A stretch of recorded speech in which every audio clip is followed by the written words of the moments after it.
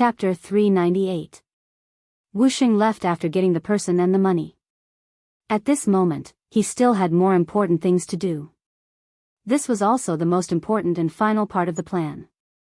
It was very crucial. If not for this, how could a mere 200,000 taels of silver be enough to send him off?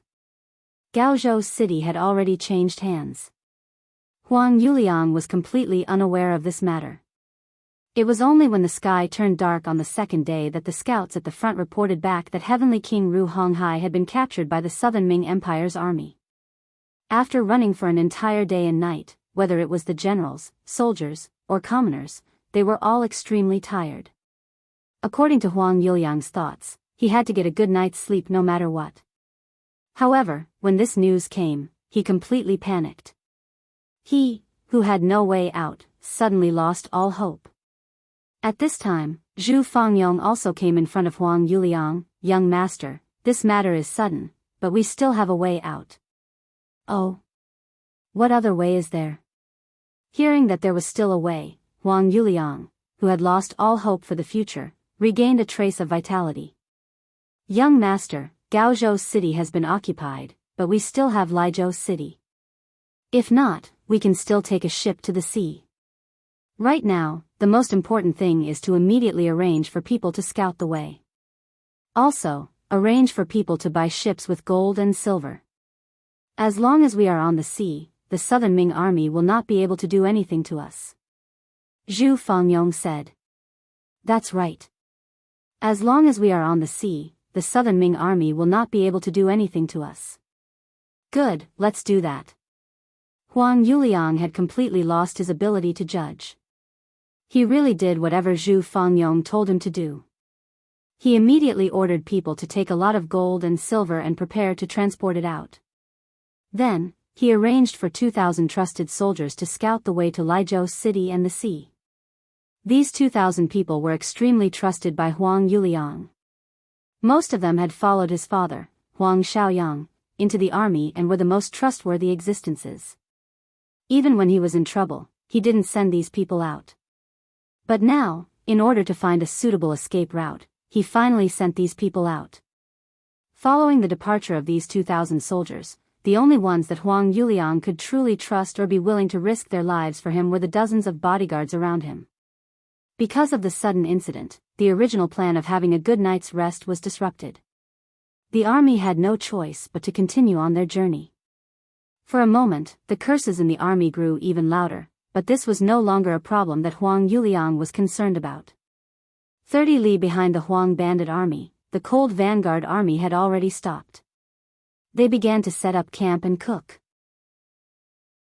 With the speed of the Langfeng soldiers, it was not difficult for them to catch up with the Huang bandits. However, it would be extremely difficult for him to obtain nearly 100,000 gold coins. In order to drive them into the pocket, Yang Chendong did not ask the warriors to travel through the night.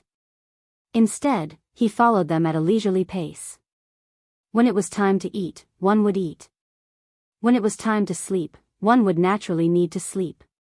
Not only that, in the military camp, other than the necessary troops who were responsible for keeping watch at night, the other soldiers also had a party after dinner.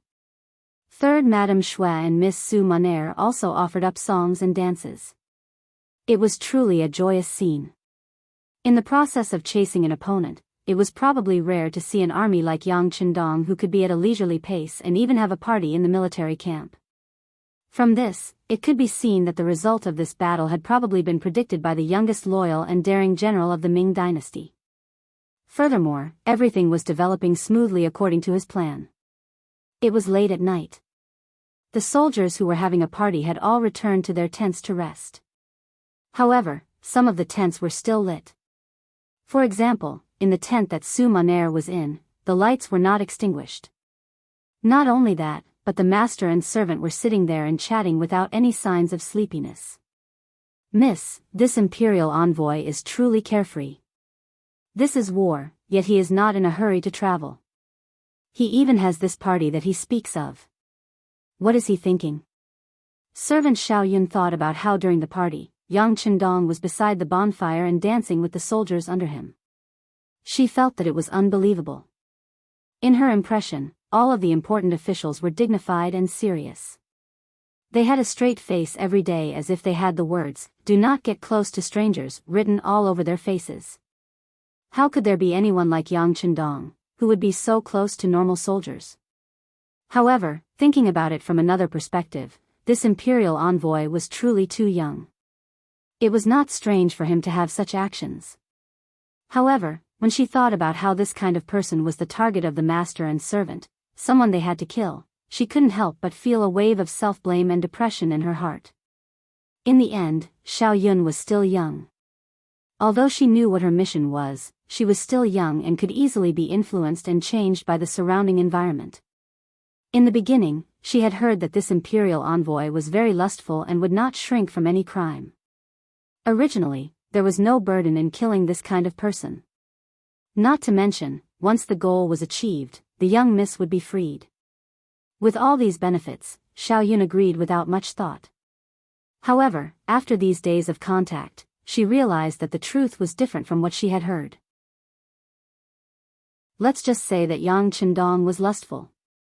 It had been nearly 2 months since the young miss had taken the initiative to send herself to his door, but Yang Chendong had not done anything frivolous. He even turned a blind eye to it. This was completely different from the lustful person that was said to be. Not to mention a lustful person, with Su Maner's beauty, even an ordinary man would not be able to remain indifferent. This could be seen from the cold eyes that looked at the young miss. However, Yang Chendong was able to control himself. Not only did he never show anything, but he also had very little contact. On the contrary, he took great care of them in their daily lives. In the past 2 months, Xiao Yun had come into contact with many new things, such as toothpaste, toothbrush, soap, perfume, mirror, and all kinds of beautiful clothes. Yang Chendong had sent many people to deliver these things, but he did not show himself. Xiao Yun couldn't understand all of this. She couldn't understand. In fact, not only the maid, Xiao Yun, but even the master, Su Maner, could not figure it out. As the head of the courtesans by the Qinhuai River, she usually came into contact with all kinds of men. Among them, there were princes and nobles with good family backgrounds, some young masters who boasted of their talents, and some Casanova young master with rich families. But no matter what, there was something in the way these people looked at her. It was a kind of possessiveness, a kind of desire for her body. However, this kind of gaze had never appeared in Yang Chendong's eyes, so much so that Su Maner suspected whether he was a normal man. However, this kind of suspicion was completely dispelled after she came into contact with the 2 madams, Hu Yan and Madame Shui. Sometimes, when she went to greet them in the morning, she could clearly see the satisfaction in the eyes of the 2 madams. Although Su Maner was still a virgin, she had been taught about the matters between men and women by her mothers. Naturally, she could see some of these things. The spring that flashed on his face was definitely not something that could be faked. Then the question was, why did such a normal man turn a blind eye to her? Could it be that he already knew her mission to get close to him? That was even more impossible. Even if he knew everything, he should have killed her earlier. Why did he still treat her like this? Why did he give her so many good things but not touch her? What did he want? The unknown always made people uneasy. It was because she could not understand Yang Chendong's thoughts that Su Maner became even more anxious. What was worse was that she realized that she did not hate Yang Chendong. It was just like when she saw Yang Chendong singing and dancing with his soldiers during the evening party. She actually felt happy in her heart. This was not a good sign. She could only have the intention to kill her target. It was impossible for her to have the slightest bit of liking for him. Otherwise, how could she complete her mission? The servant girl, Xiao Yun, was still talking endlessly, but Su Maner could not listen to a single word. From time to time, Yang Chendong's figure would flash across her mind. There was a faint smile on the corner of her mouth, as if it had grown in her head. Even if she waved her hand, it would not go far away. In the tent not far away, Yang Chendong was still using his power to have women on his left and right. After sleeping together for a while, they entered a short intermission. Hiding under Yang Chendong's strong arms, Hu Yan asked with an obedient look. Lu Lang, is the war about to end? Yes, the Huang bandit army is about to be destroyed. The war in Guangdong is about to end. Yang Qindong nodded and admitted. However, he only said that the war in Guangdong was about to end. He did not say that the war was about to end. This originally expressed his attitude. As Hu Yan had other thoughts, she did not think too deeply about it. Naturally, she did not understand the deeper meaning in his words. When she heard Yang Qindong say that it was really about to end, she raised her head slightly. Lu Lang, what do you plan to do about Miss Su's matter? She has been following us for more than a month without knowing why. What are you thinking? Yan, what do you want me to think? When Yang Qindong heard Hu Yan talk about Su Monair, he could not help but become interested and asked. This. I don't know. Hu Yan shook her head. She also did not know what kind of mentality she was in now.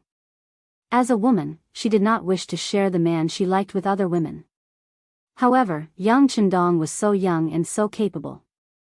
It was not an exaggeration to say that he was in a high position and had great power.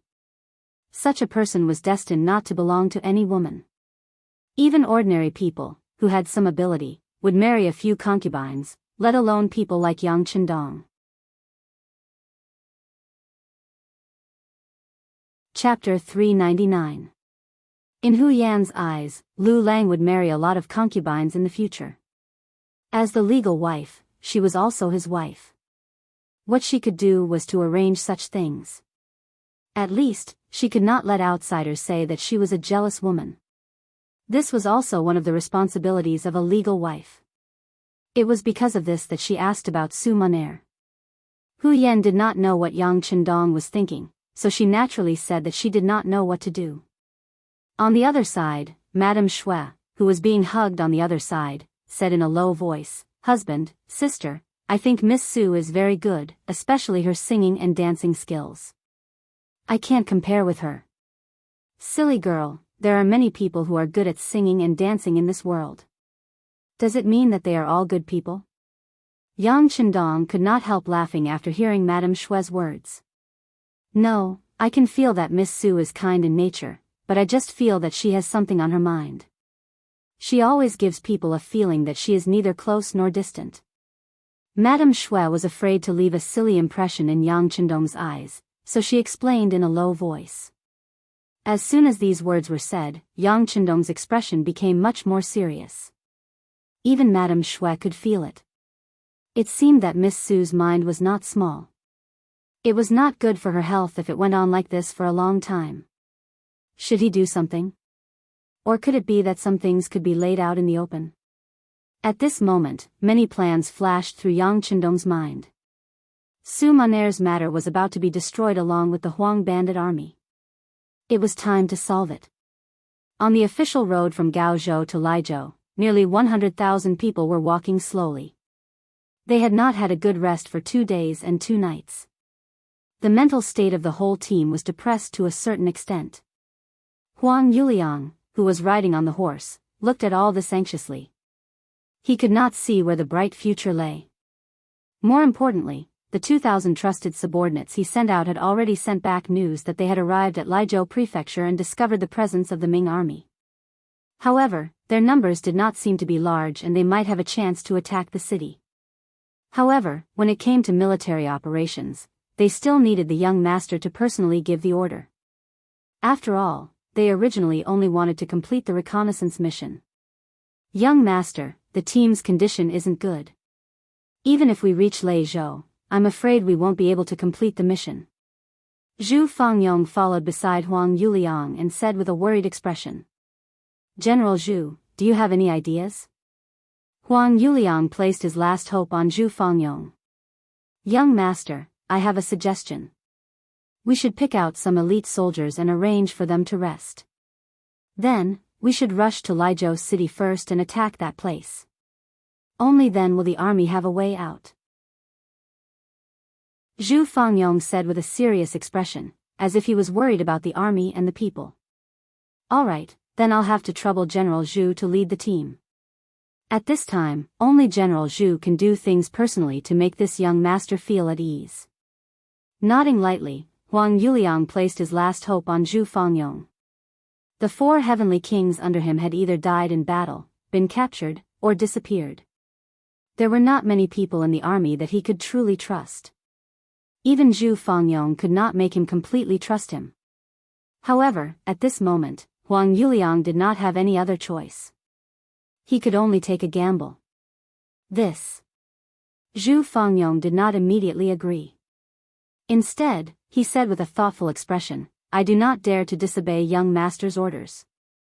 However, if we want to storm Lizhou Prefecture, I'm afraid we will need young master's 2,000 trusted soldiers. If I may be so bold, I would like to ask young master to write a letter and have those people listen to your orders." Frowning, Huang Yuliang said with some suspicion, "Do we really need these 2,000 trusted soldiers to act personally? Can't General Zhu take a few more people from the army to storm the city?"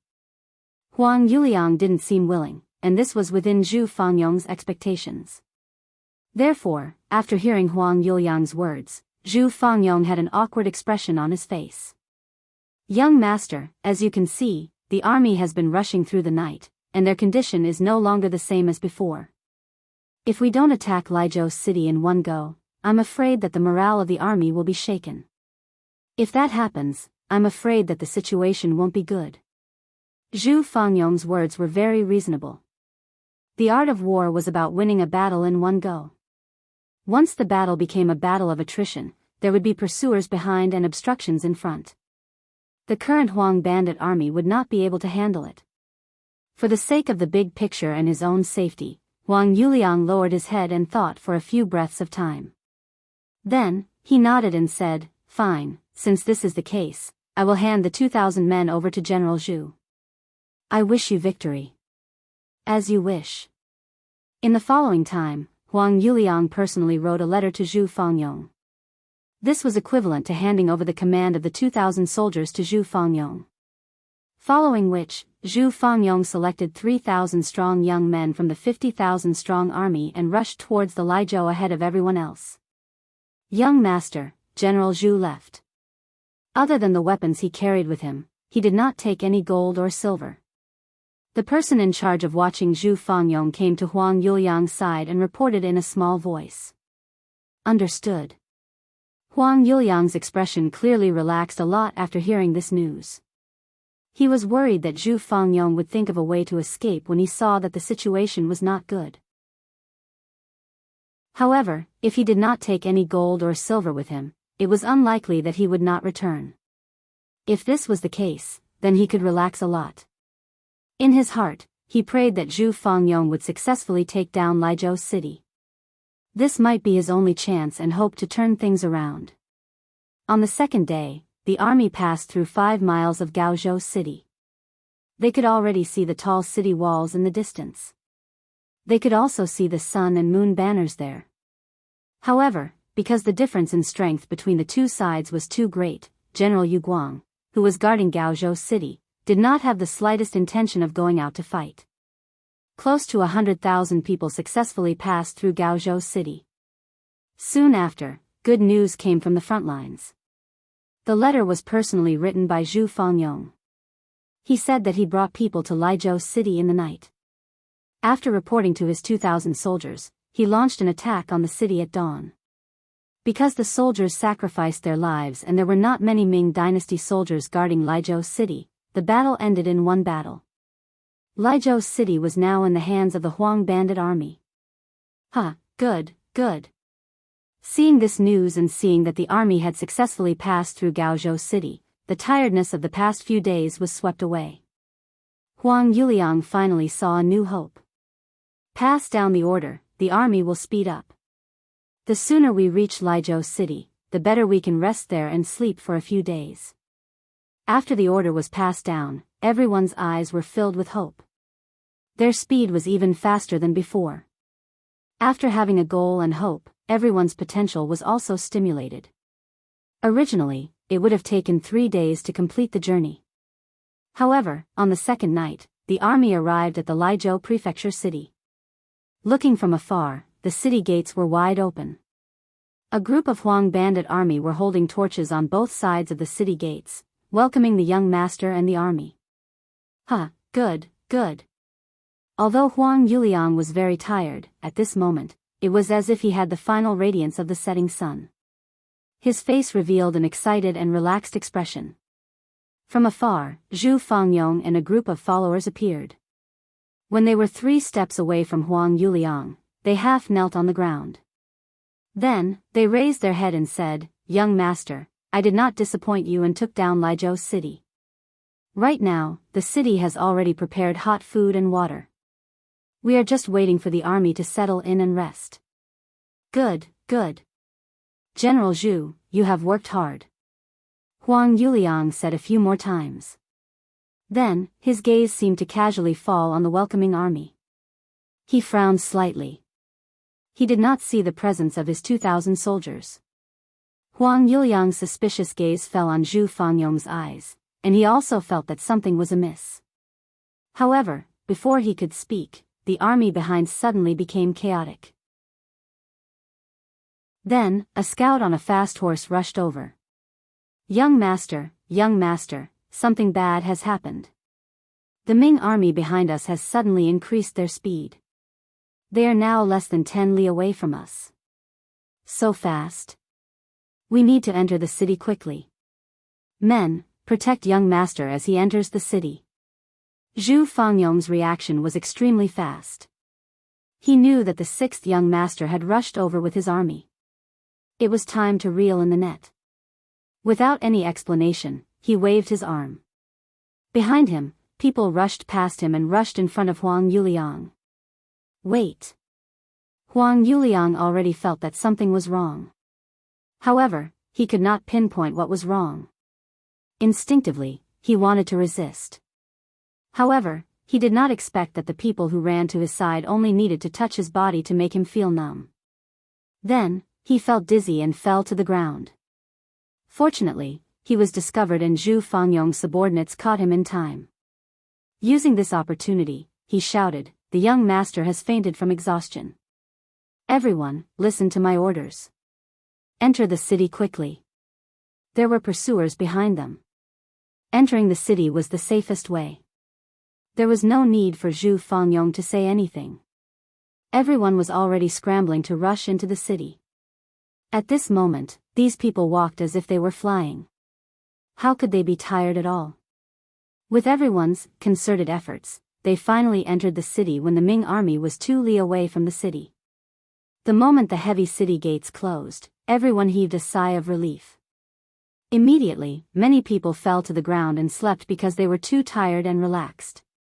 Some of the people who were barely holding on also entered the houses allocated to them by the city and fell asleep on their beds.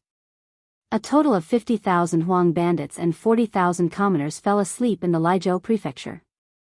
Just as they fell asleep, outside the city, Yang Qindong led 5,000 people into the city. At the same time, the bandit leader Huang Yuliang was led to a large courtyard in the Lijiao prefecture. Chapter 400. When Huang Yuliang could not see the 2,000 soldiers he sent outside the city, he began to have doubts in his heart. It was only because of the battle report from behind that he put down his thoughts and hurried into the city. However, as soon as he entered the city and entered his large courtyard, which was also when he separated from the army, over 100 vigorous men rushed out from all over the courtyard. The dozens of guards around him were quickly killed, and he was also tied up with ropes. Huang Yuliang, whose mouth was gagged and could not speak, was furious. However, with his body tied up, he could only struggle with all his might to express the dissatisfaction in his heart. All of this continued until he was sent to the magistrate's office and saw a young man sitting high above. Beside the young man was Zhu Fangyong, whom he had once given great authority to. Only then was the white cloth in his mouth taken off, and what followed was a torrent of curses. "Zhu Fangyong, this young master has treated you well. How can you do this to me?" After the white cloth was removed, Huang Yuliang's shouts could be heard. After being tortured for so long, how could he still have the strength to shout? "You have treated me well?" You can ask yourself, when have you truly trusted me? Bring him in. Facing Huang Yuliang's questioning, Zhu Fangyong's expression did not change, and he shouted outside. Following this shout, a man with a face full of sideburns was quickly brought in. Just like Huang Yuliang, his entire body was also tied up. Upon seeing this person, Huang Yuliang was dumbfounded. Of course, he recognized the person who was tied up. This was the assistant he had secretly arranged by Zhu Fangyong's side. He was also a spy, and his name was Lu Chang. Normally, everything about Zhu Fangyong was secretly reported to him by this person.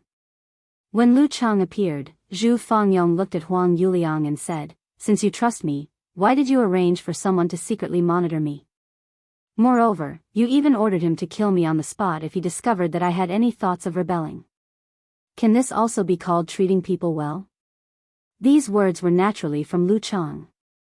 Hearing this, Huang Yuliang knew that there was no way to salvage the situation. He didn't want to dwell on this matter anymore. Instead, he changed his tune and scolded, "Zhu Fangyong, you are a despicable person who betrays his master for glory. Today, you can betray me to curry favor with the Southern Ming Empire. Who knows if you will betray your current master to curry favor with someone else one day? You are such a two-faced person. You have no ruler, no father, no heaven, and no earth. You deserve to be punished by everyone." This was Huang Yuliang's counterattack before his death. When he knew that the matter was over and everything was irreversible, he set up another trap before his death. He could already tell that the one in control here was not Zhu Fangyong, but the young man sitting at the head of the table. Even so, his accusation before his death would definitely be like a thorn in the young man's heart. Once there was an opportunity, today's words might become the step that would lead Zhu Fangyong to the guillotine. Zhu Fangyong understood the meaning behind Huang Yuliang's words, and his face turned ugly. Although he was ordered to go undercover this time, in order to gain Huang Yuliang's trust, he had indeed put in some effort and emotions. He had even said some overboard words. However, that was only because the situation forced him to do so. However, if someone were to repeat what he had said back then, he wouldn't be able to defend himself even if he had 100 mouths. When Huang Yuliang's expression changed, he also laughed out loud. He noticed that not only did Zhu Fangyong's expression turn ugly, but the young man sitting at the head of the table also had an unhappy expression. Did this not prove that the thorn he planted had already taken effect? Ha ha ha ha. Just as Huang Yuliang's laughter sounded, another loud laugh followed, and it quickly drowned out his laughter. This voice came from Yang Chendong, who was sitting at the head of the table. Yang Chendong's sudden laughter stopped Huang Yuliang's laughter. He looked at the young man with a puzzled expression. He couldn't understand why the other party was laughing, and he couldn't tell what was going to happen next. Very good, very good. As expected of someone who could become a bandit leader. This psychological attack is indeed powerful. It's just that your calculations are wrong. Battalion Commander Zhu was originally arranged by me to be by your side. Everything he did and everything he said was approved by me. Perhaps in the process of carrying out the mission, he had no choice but to use some tricks. However, that was also to better complete the plan. Now that you have been captured and kneeled in front of me, it is clear proof. Yang Chendong, who was laughing loudly, first proved Zhu Fangyong's innocence. He explained that Zhu Fangyong had become a spy completely under his orders, and everything he did was to complete the mission. With this, he placed Zhu Fangyong in an extremely high position. Next, Yang Chendong continued to speak in order to prevent any future troubles. Zhu Fangyong will be the deputy commander of the Cold Vanguard 2nd Regiment, and will be awarded the rank of lieutenant colonel in recognition of his outstanding contribution in eliminating the Huang bandit army. From now on, no one is allowed to mention that Deputy Commander Zhu was a spy in the Huang bandit army. If anyone dares to disobey this order, they will be punished according to military law. Now, I will have to trouble Deputy Commander Huang to personally kill Huang Yuliang in the lobby and draw a perfect conclusion to this matter. First, he placed Zhu Fangyong in a righteous position so that he could be justified in his actions. Next, he praised and promoted him to show that he had done a good job.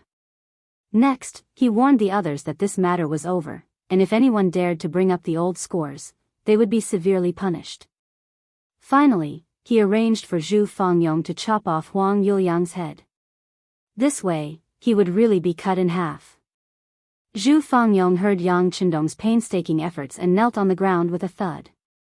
Thank you, sixth young master, for your trust. Zhu Fangyong will never be able to repay your trust even if I die 10,000 times. That's enough. From now on, you will be a high-ranking officer in the Cold Vanguard Army. Don't talk about death so casually. Beta Persei, give Deputy Commander Zhu a knife so that he won't continue to be noisy. Yang Qindong looked at Zhu Fangyong with a smile and handed over a steel knife. Holding the steel knife, Zhu Fangyong walked to Huang Yuliang, who was kneeling on the ground, with a ferocious expression. Feeling the aura of death, Huang Yuliang no longer spoke as confidently as before. Instead, he peed and pooped all over the ground. General Zhu, on account of the fact that I have treated you well in the past, please plead for mercy for me. As long as you don't kill me, I will do whatever you want me to do in the future. Hey, despicable person, die. After Zhu Fangyong's loud shout, a silver light flashed and a large head was separated from his body. Fresh blood spurted out from the neck and covered Zhu Fangyong's face and body. Huang Yuliang was dead. His death represented the official end of the so-called Guangdong uprising that had caused chaos in Guangdong for nearly 2 years. It also meant that the Huang father and son had completely retired from the stage of history. Now that Huang Yuliang was dead, the next step was to deal with the entire Huang bandit army.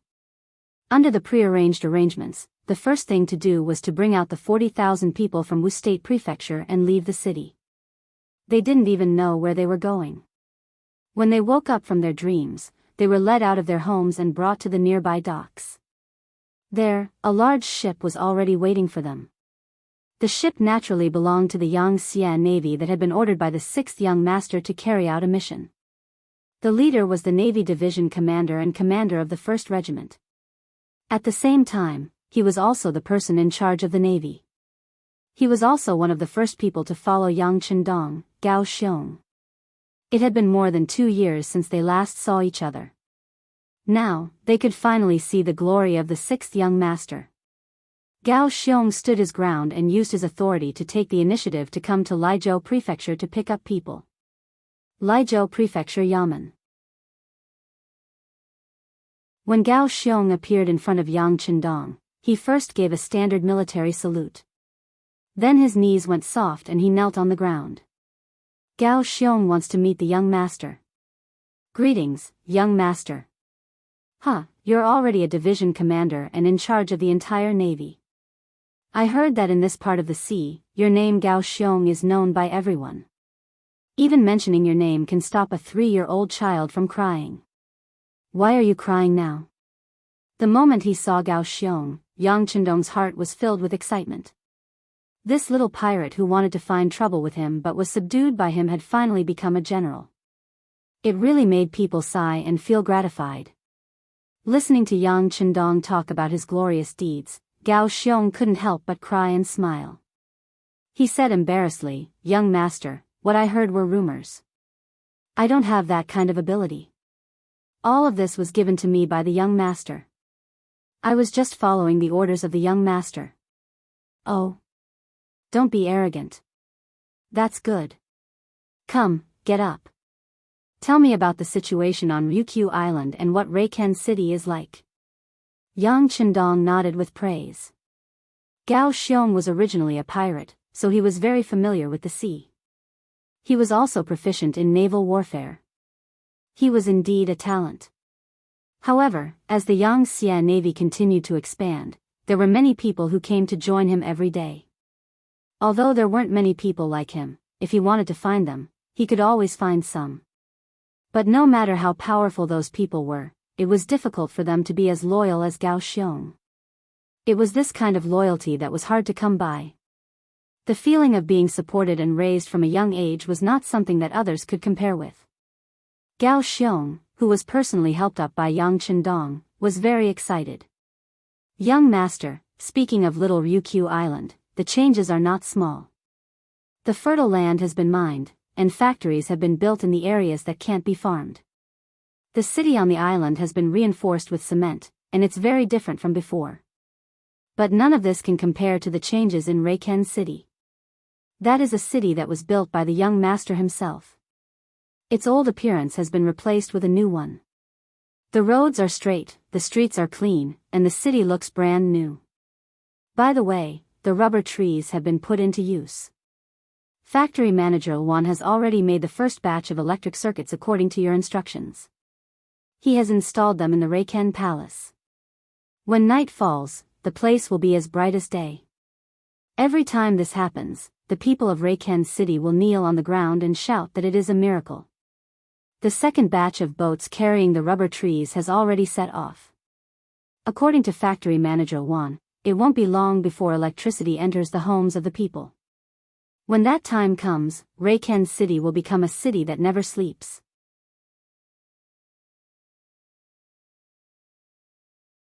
Chapter 401.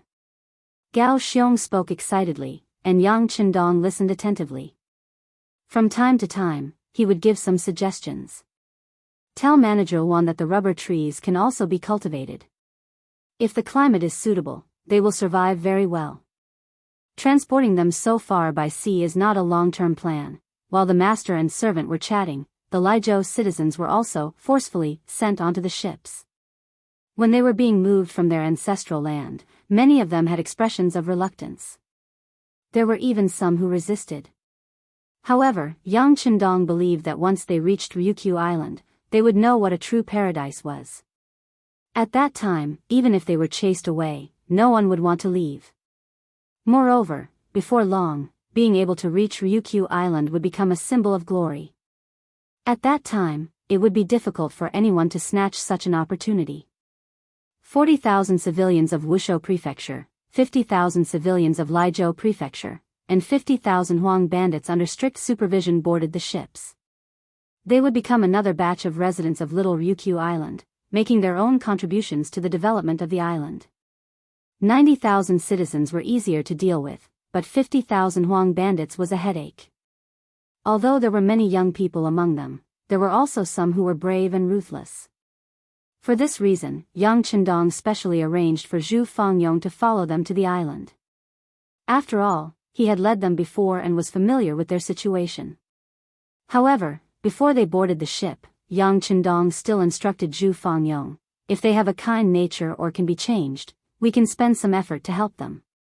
However, if they have an impure heart, we can sentence them based on their past actions. If they have committed heinous crimes, we can kill some of them. If they haven't committed heinous crimes, we can arrange for them to serve their sentences. Isn't there always a shortage of people to build roads? We can arrange for them. Fortunately, during the last battle of Wuzhou, Zhu Fangyong had already arranged for some uncivilized people to fight against the Ming army. Both sides had suffered great losses, and most of the troublemakers had been dealt with.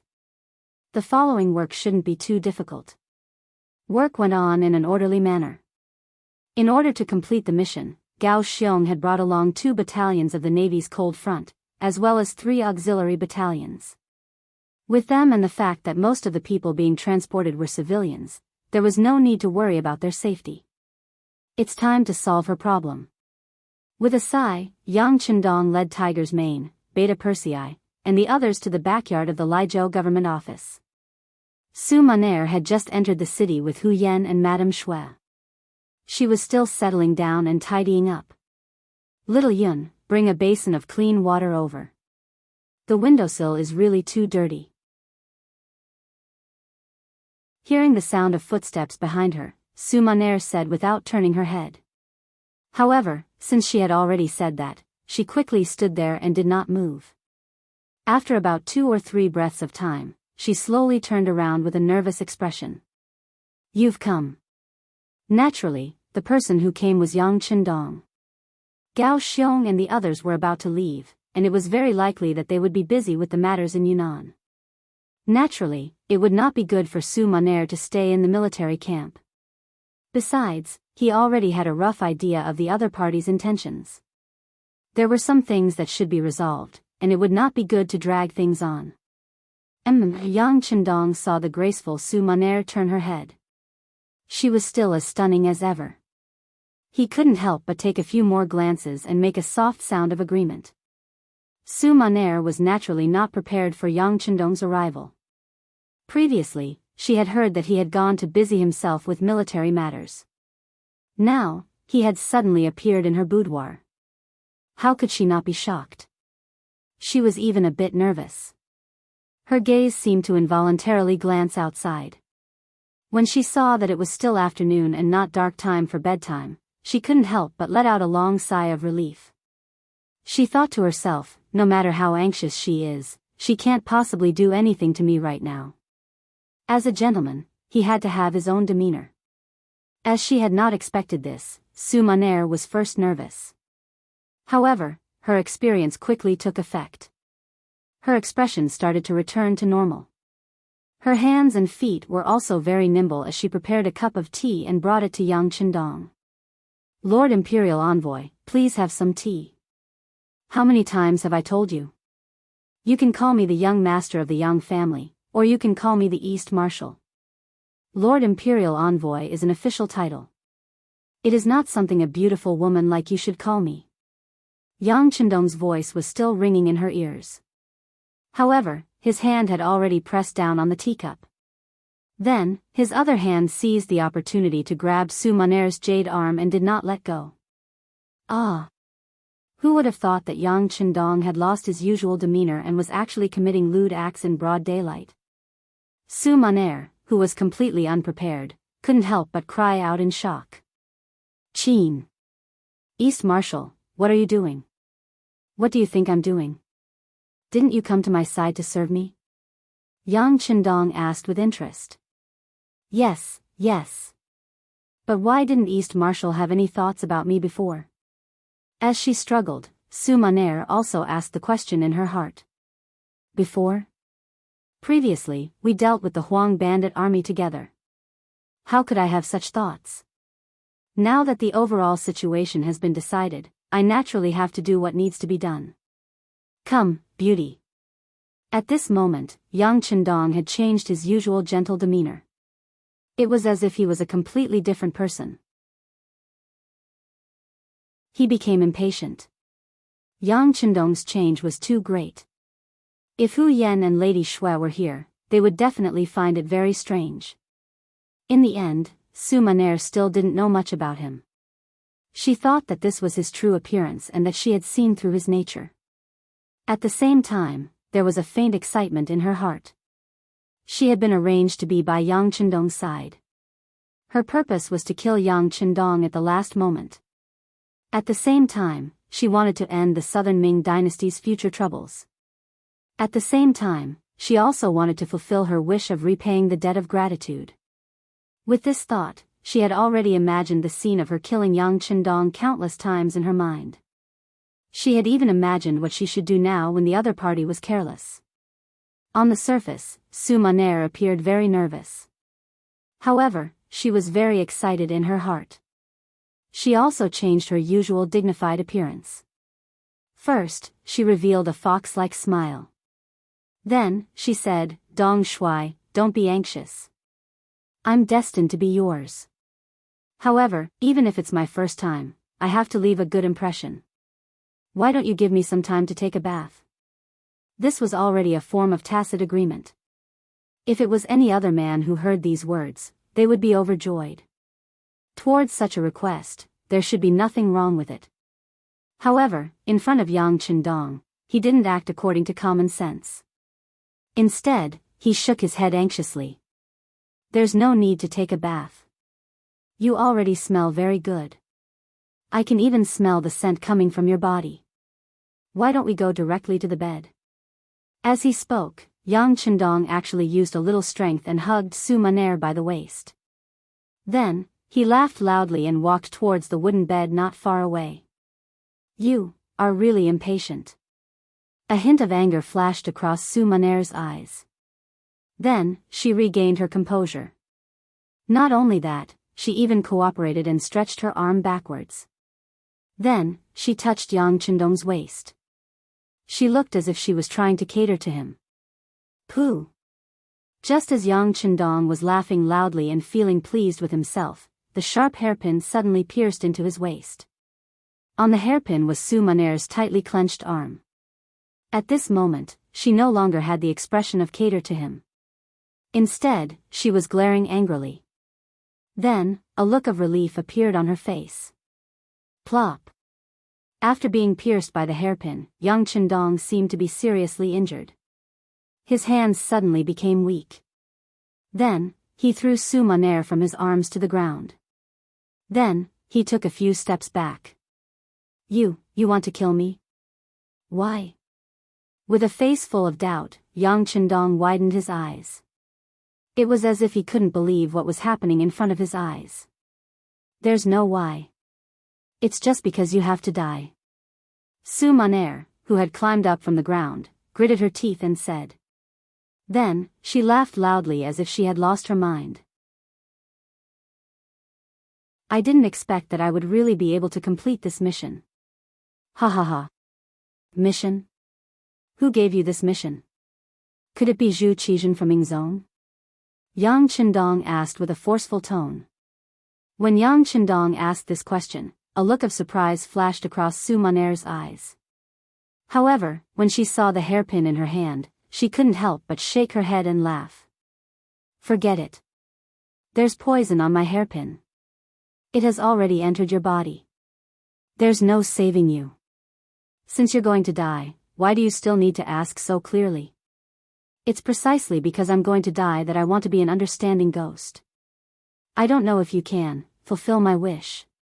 As Yang Chendong staggered, he kicked over a wooden stool as he retreated. Finally, he steadied himself. Seeing Yang Chendong in such a state, for some reason, a look of pity flashed across Su Maner's eyes. Then, she slowly turned her head away. Her originally beautiful and clear eyes couldn't stop the tears from flowing down. You're crying. You still can't bear to kill me, right? You must have your reasons, right? Yang Chendong, who had noticed this scene, continued to ask questions. Don't ask any more. You're going to die, and I'm going to die too. Why do you still need to be so clear? What's the point? With tears in her eyes, Su Maner, whose voice was choked with sobs, kept shaking her head. Obviously, this was a scene that she really didn't want to face. Of course there's a point. If you have no choice but to kill me, even if I die here, I can give the order not to let others make things difficult for you. In this way, although I'm going to die, you can live. Yang Hodong's tone was weak, but he still had to get to the bottom of this. No. Su Maner, who was crying, shook her head. I have to die. From the moment I got close to you, I was already a dead person. Even if you spare me, others won't let me off either. Why? Yang Chendong was close to roaring. It was as if he had used all the strength in his body to shout this question.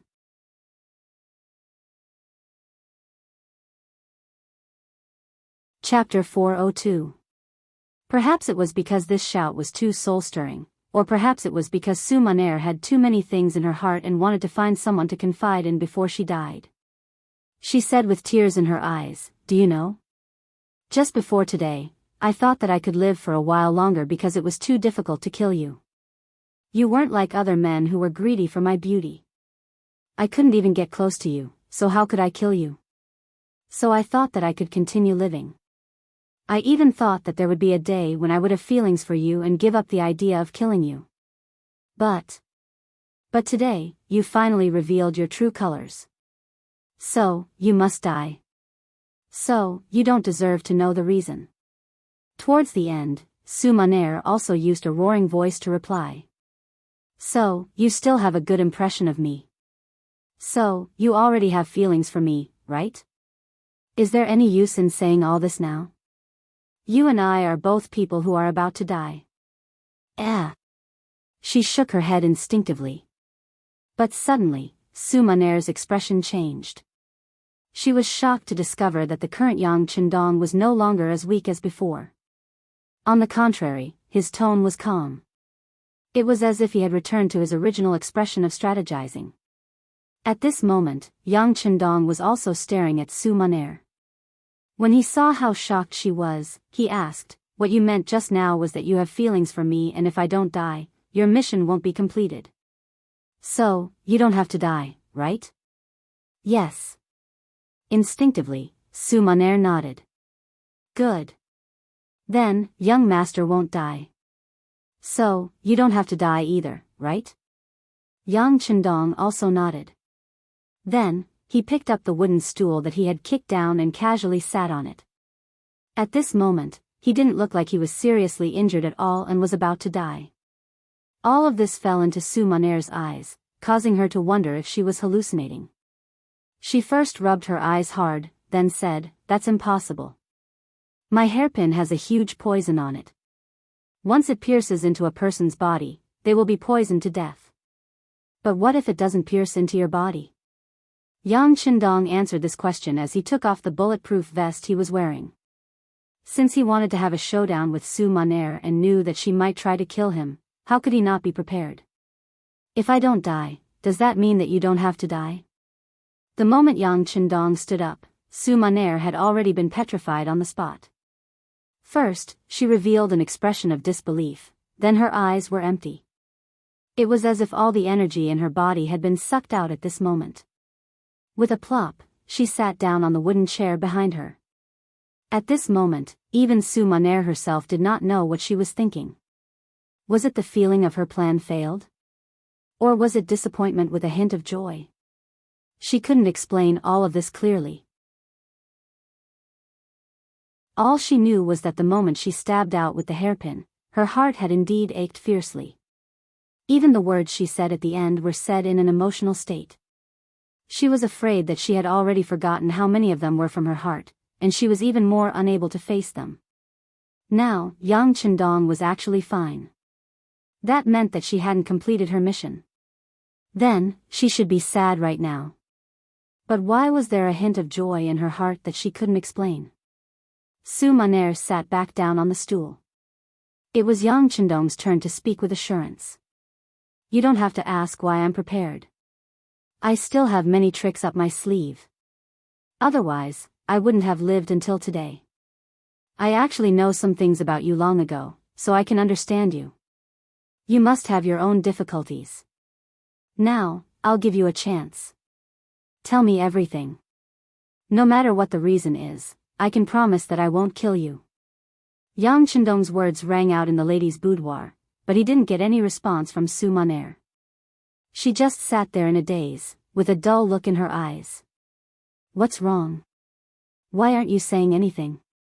Didn't you say that you have a mission? What kind of mission is this?" As Yang Chendong spoke, he moved closer to Su Maner. He could feel the struggle in her heart and could also imagine the entanglement in her heart. He was a little worried that she might suddenly commit suicide. He slowly moved closer and was prepared to make a move at any time. Yang Chendong's footsteps got closer and closer.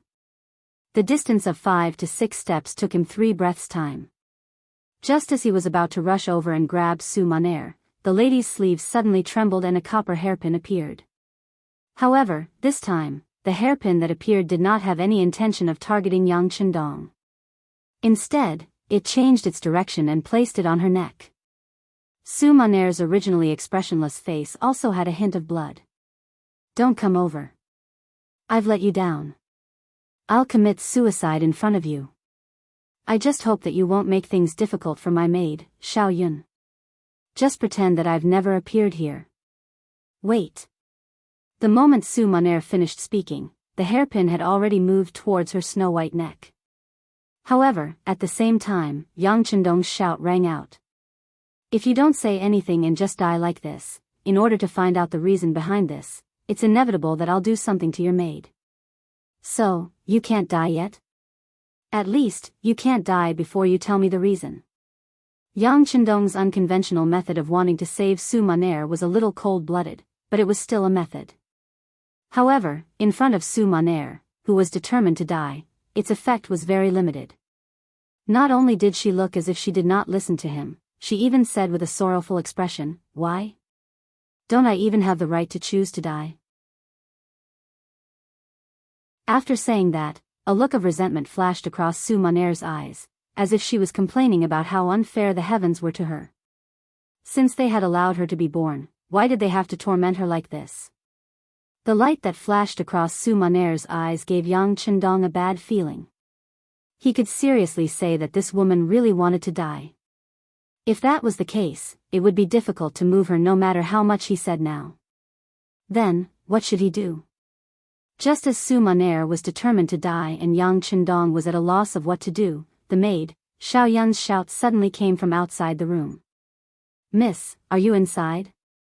"Ugh." Xiao Yun, who had shouted halfway, immediately stopped moving. It was obvious that Tiger's Mane and Beta Persei, who were supposed to be outside, had stopped her. The moment the two of them made a move outside, Yang Chendong, who was inside the room, also moved. With a big stride, he crossed the distance that he would usually need to take 3 steps, and appeared beside Su Maner like a gust of wind. It was Xiao Yun's shout just now that caused Su Maner's face to become slightly absent-minded. This sudden opportunity was seized by Yang Chendong.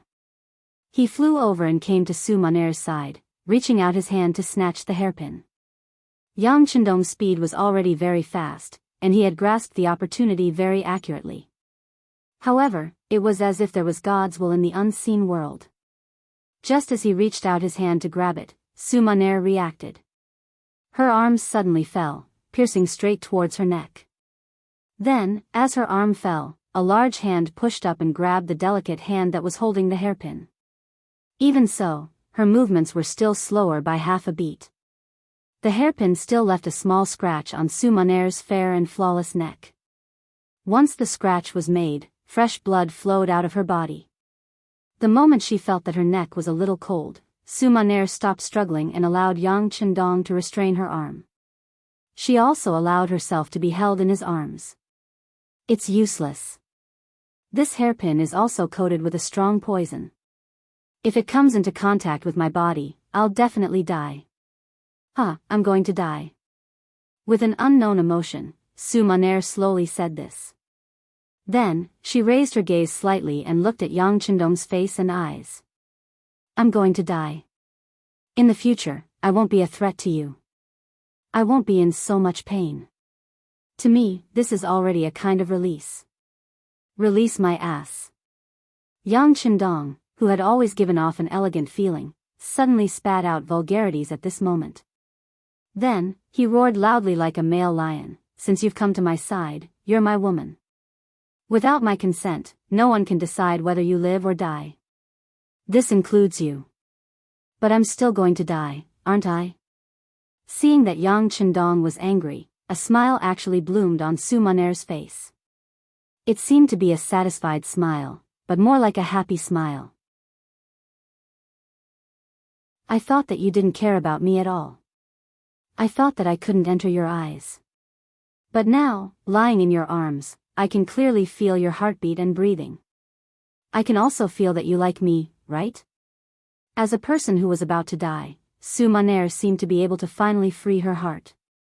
Her words were much more direct than before. "Yes, I like you. From the first time I saw you, I was mesmerized by you." Yang Chendong kept nodding and admitting his feelings. "And you also like me, right? Otherwise, you wouldn't have cried just now, right?" Faced with Yang Chendong's question, Su Maner really wanted to say yes. Through these days of observation and contact, she saw all the good points of this man. He was elegant, polite, and talented. Especially his strategic attitude on the battlefield and his confidence in life with a smile. It was as if as long as he smiled, there was nothing in the world that could be difficult for him. Which young girl wouldn't like a man with such an imposing aura?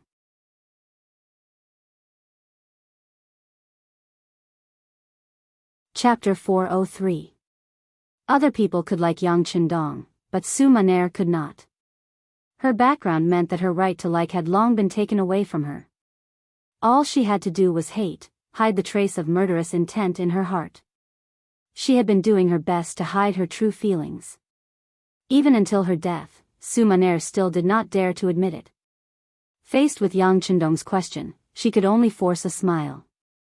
I'm about to die. Is this still important? Your embrace is very comfortable. I want to sleep.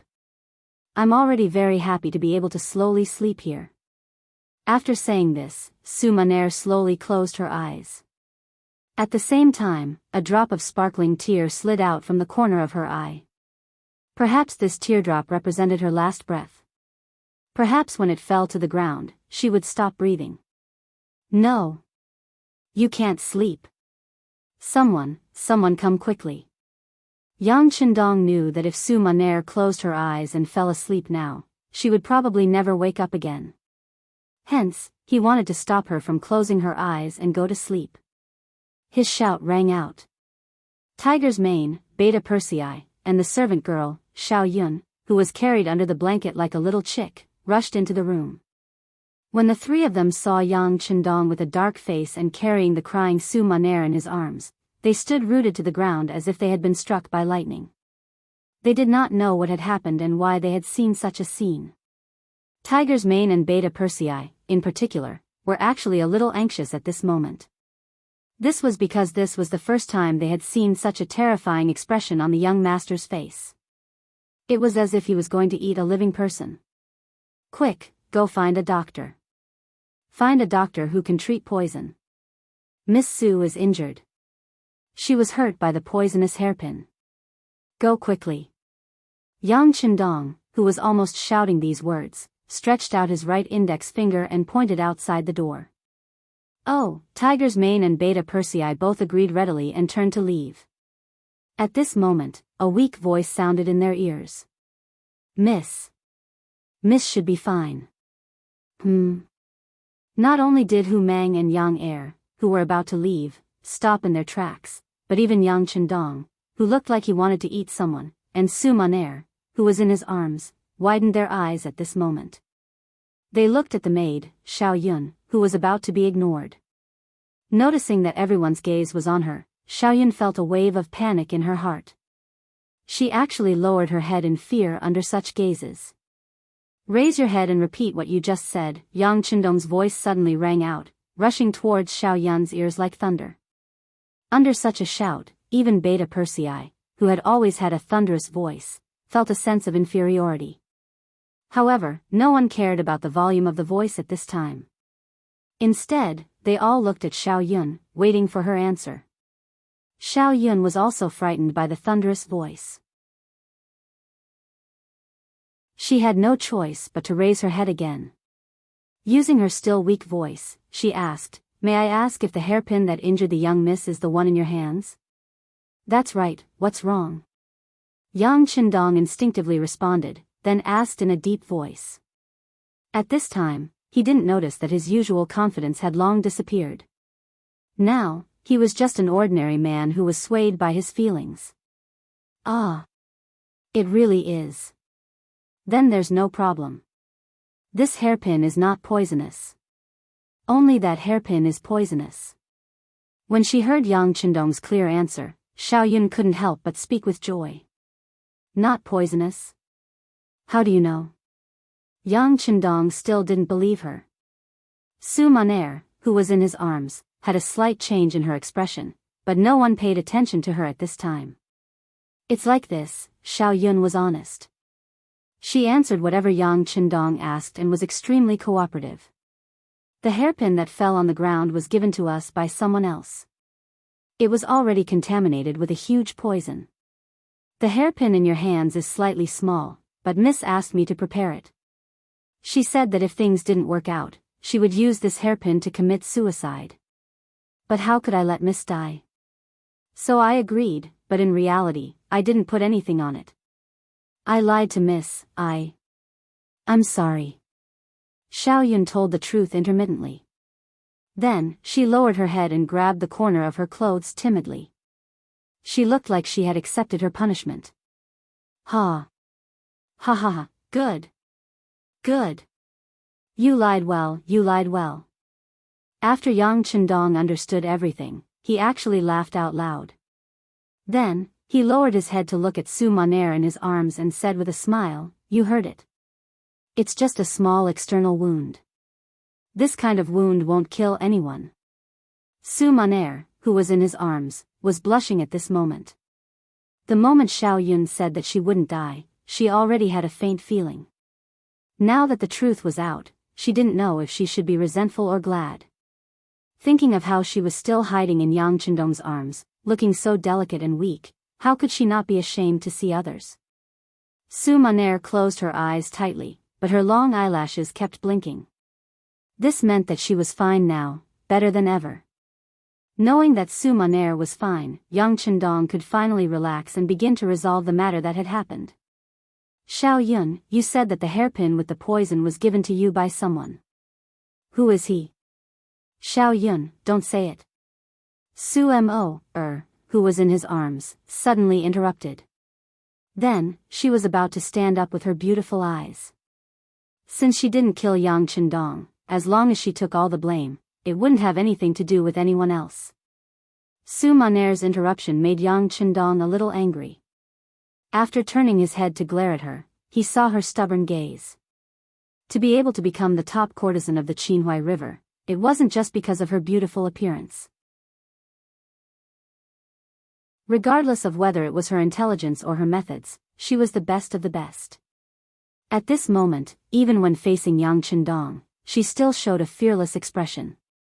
If one looked carefully, it was as if she was asking for death. Su Maner's fearless expression infuriated Yang Chendong. In a fit of anger, he suddenly bent down and used his mouth to block her lips. Oh! The sudden change made Su Maner, who was originally indifferent to life and death, completely petrified at this moment. She had thought of many outcomes. For example, she would be tortured severely, or she would be sugar-coated with sweet words. She had even thought of Yang Chendong throwing her back to intimidate the noble who secretly ordered her. Or she would be imprisoned forever and spend the rest of her life in darkness and so on.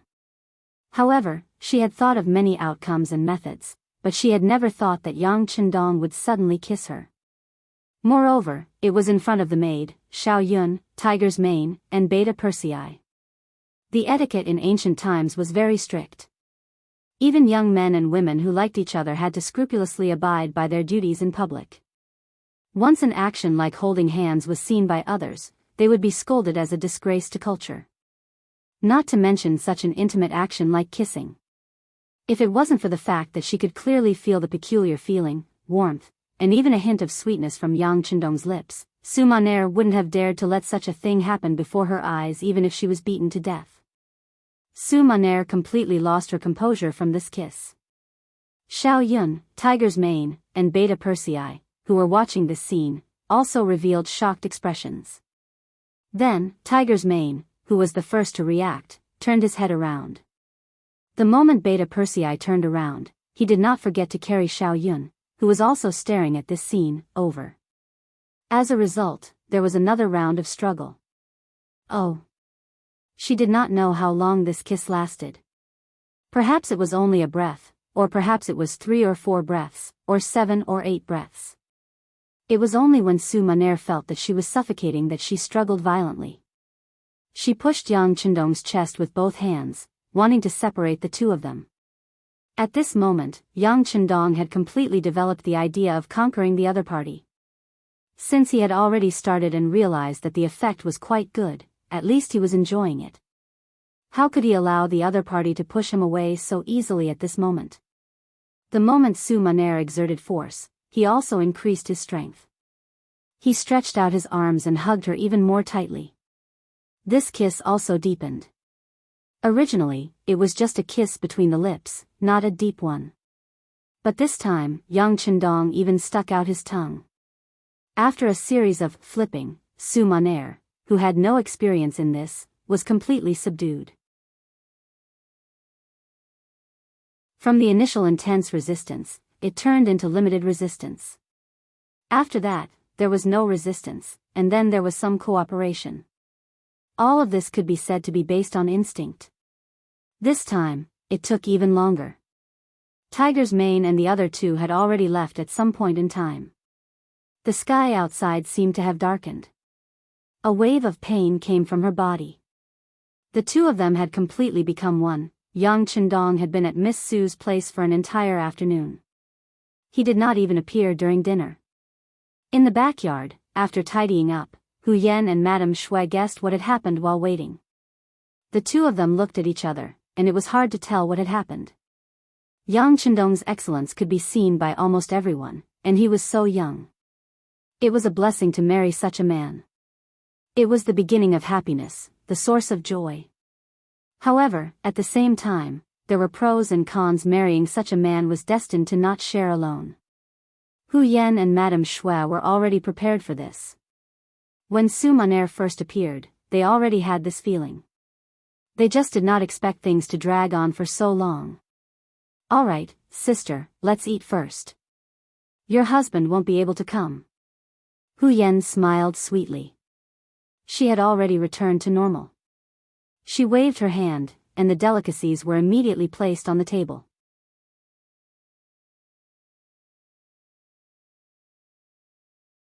Chapter 404. In Su Maner's boudoir, the food was also served. The only difference was that the woman in the room no longer had the strength to eat. At this moment, she was lying in Yang Chendong's arms and being fed mouthful by mouthful. Under Yang Chendong's countless corrections and even punishments, Su Maner finally changed her way of addressing him as husband. At this moment, she was using the new way of addressing him. "Husband, I still have some strength. Don't I need you to feed me? You still have strength? All right then, let's eat in a while and then go through the actions just now." Yang Chendong nodded as if he was serious and put down the bowl and chopsticks in his hands. "No. I don't have any strength left." Su Maner naturally knew what Yang Chendong was preparing to do. She was really frightened and kept shaking her head. From the afternoon until now, more than 6 hours had passed. This man was like an ox that did not know fatigue. He did not allow her to rest for even a moment. She finally understood why Sister Hu Yan and Sister Xuan Yangzi usually served him together. This man really seemed to have endless strength and energy. No one would ever know what his background was. Seeing that Su Maner was begging for mercy, Yang Chendong then said with an uncomplaining expression, "Since you don't have any strength, then let your husband feed you." But you will spoil Maner like this," Su Maner said shyly, but her face was brimming with a happy smile. "I want to spoil you.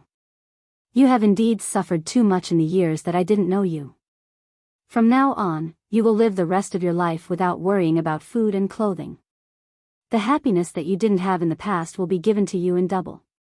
You only need to accept it and don't reject it anymore, okay?" Yang Chendong looked into Su Maner's eyes seriously and said affectionately. There were tears in Su Maner's eyes again. She thought about her previous life.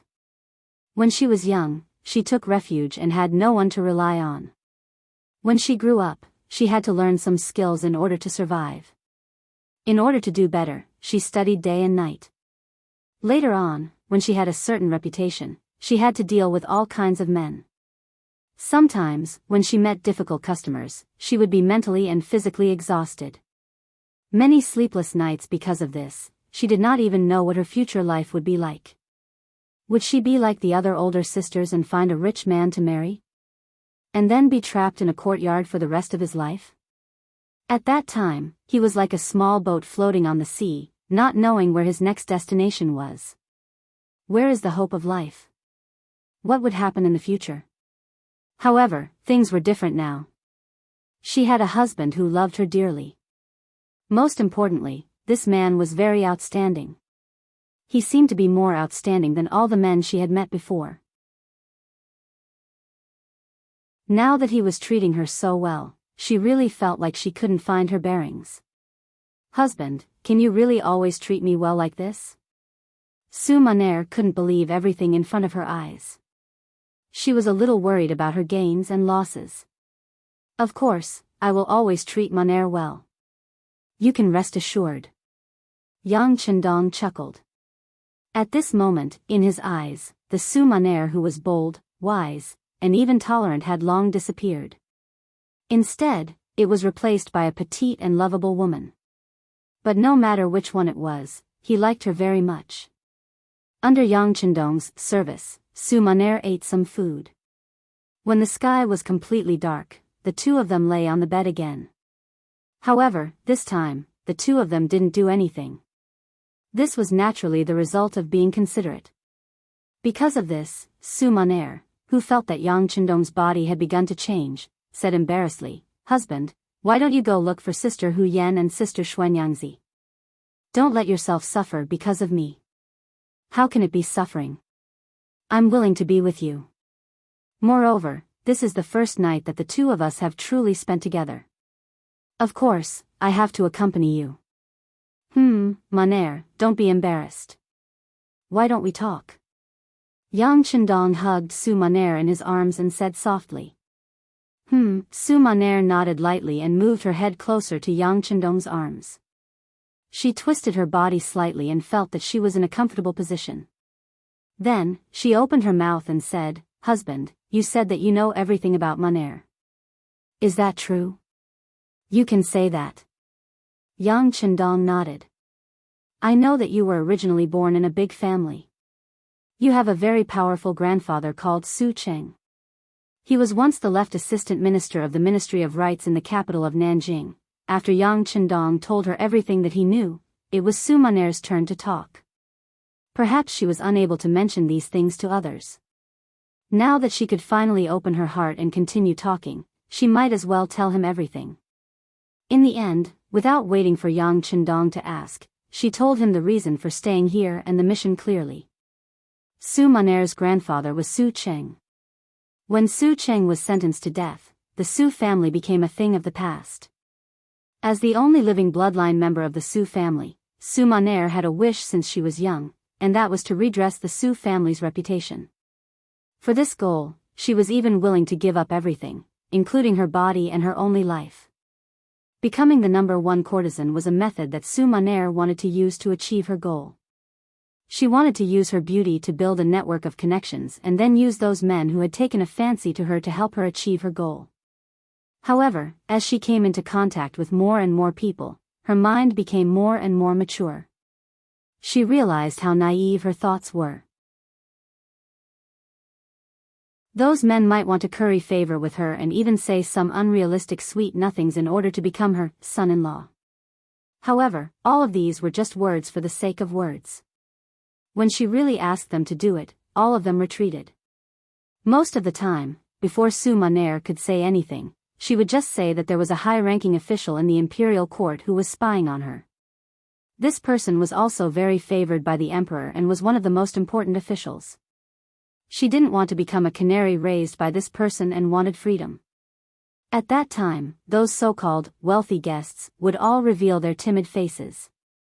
Su Maner was indeed very beautiful and extremely beautiful. She also had a unique and attractive temperament that made countless men unable to stop looking at her. However, this did not mean that they could really sacrifice everything, including their lives, for this woman. Putting aside whether they had the guts or not, such an important official was not someone that those young master and young master, who only relied on their family to have a respectable status, could act brazenly. These people all retreated. They either did not want to get close to her in the future or said that they wanted to help but were unable to do so. In short, under all kinds of excuses, Su Maner was disappointed again and again. Until one day, she finally saw through it. If she wanted to take revenge, it was completely useless to just look for those grand guests who liked her. Because of this, she started to feel discouraged. She even had the thought of leaving this place and finding a place where there was no one to live out her life alone. Suddenly, a group of mysterious people appeared and brought her to a completely unfamiliar place. Su Maner, who thought that she had been kidnapped, once thought of committing suicide to keep her chastity. The other party's leaders suddenly said, "Do you want to die? Don't you want to take revenge for Su Cheng?" With just one sentence, Su Maner's will to die disappeared. Then, there was a deal to complete the mission and redress the Su family's name. Who is this person? Is it Ingzone? When Yang Chendong heard this, a cold glint flashed across his eyes. Anyone who wanted to take his life would have to be prepared to be killed by him instead. No. Out of Yang Chendong's expectations, Su Maner shook her head and denied his idea. With their current relationship, Su Maner naturally would not lie to Yang Chendong. Therefore, when she said no, the sixth young master, who believed that he could see through everything, was a little surprised.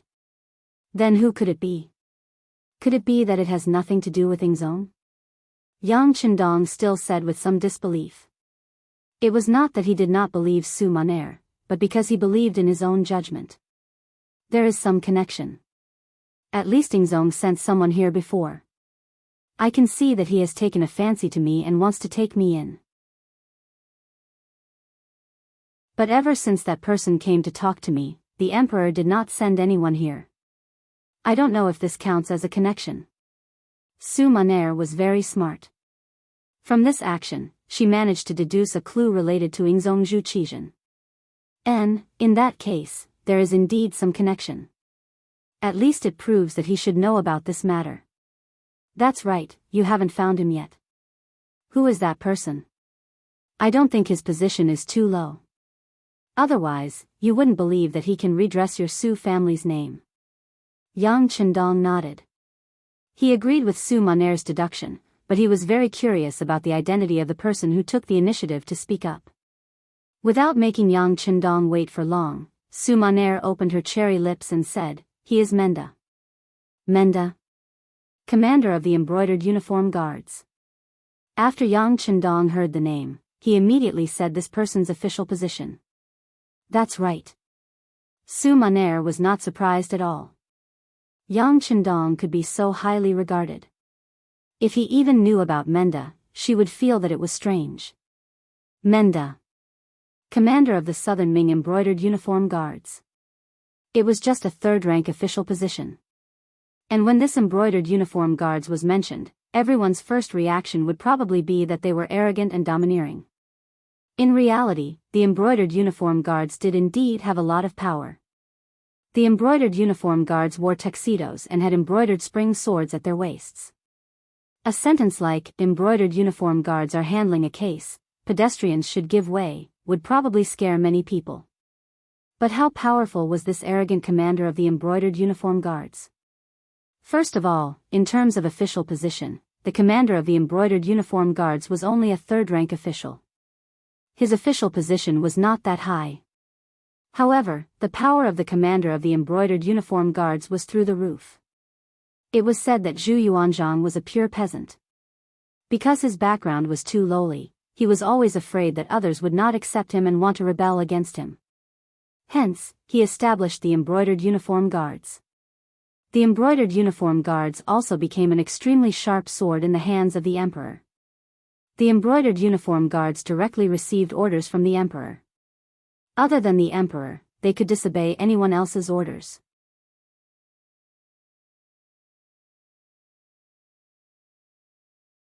Chapter 405. The authority of the Embroidered Uniform Guard could be said to be a combination of the Ministry of Justice, the Supreme Court, and the Imperial Censorate. They had their own jails, investigation, arrest, and interrogation rights. They directly took orders from the emperor and could arrest anyone, including relatives of the emperor, and conduct secret interrogations. No matter if you were a prime minister or a king, as long as you were targeted by the Embroidered Uniform Guard, they would have all sorts of methods to destroy your family.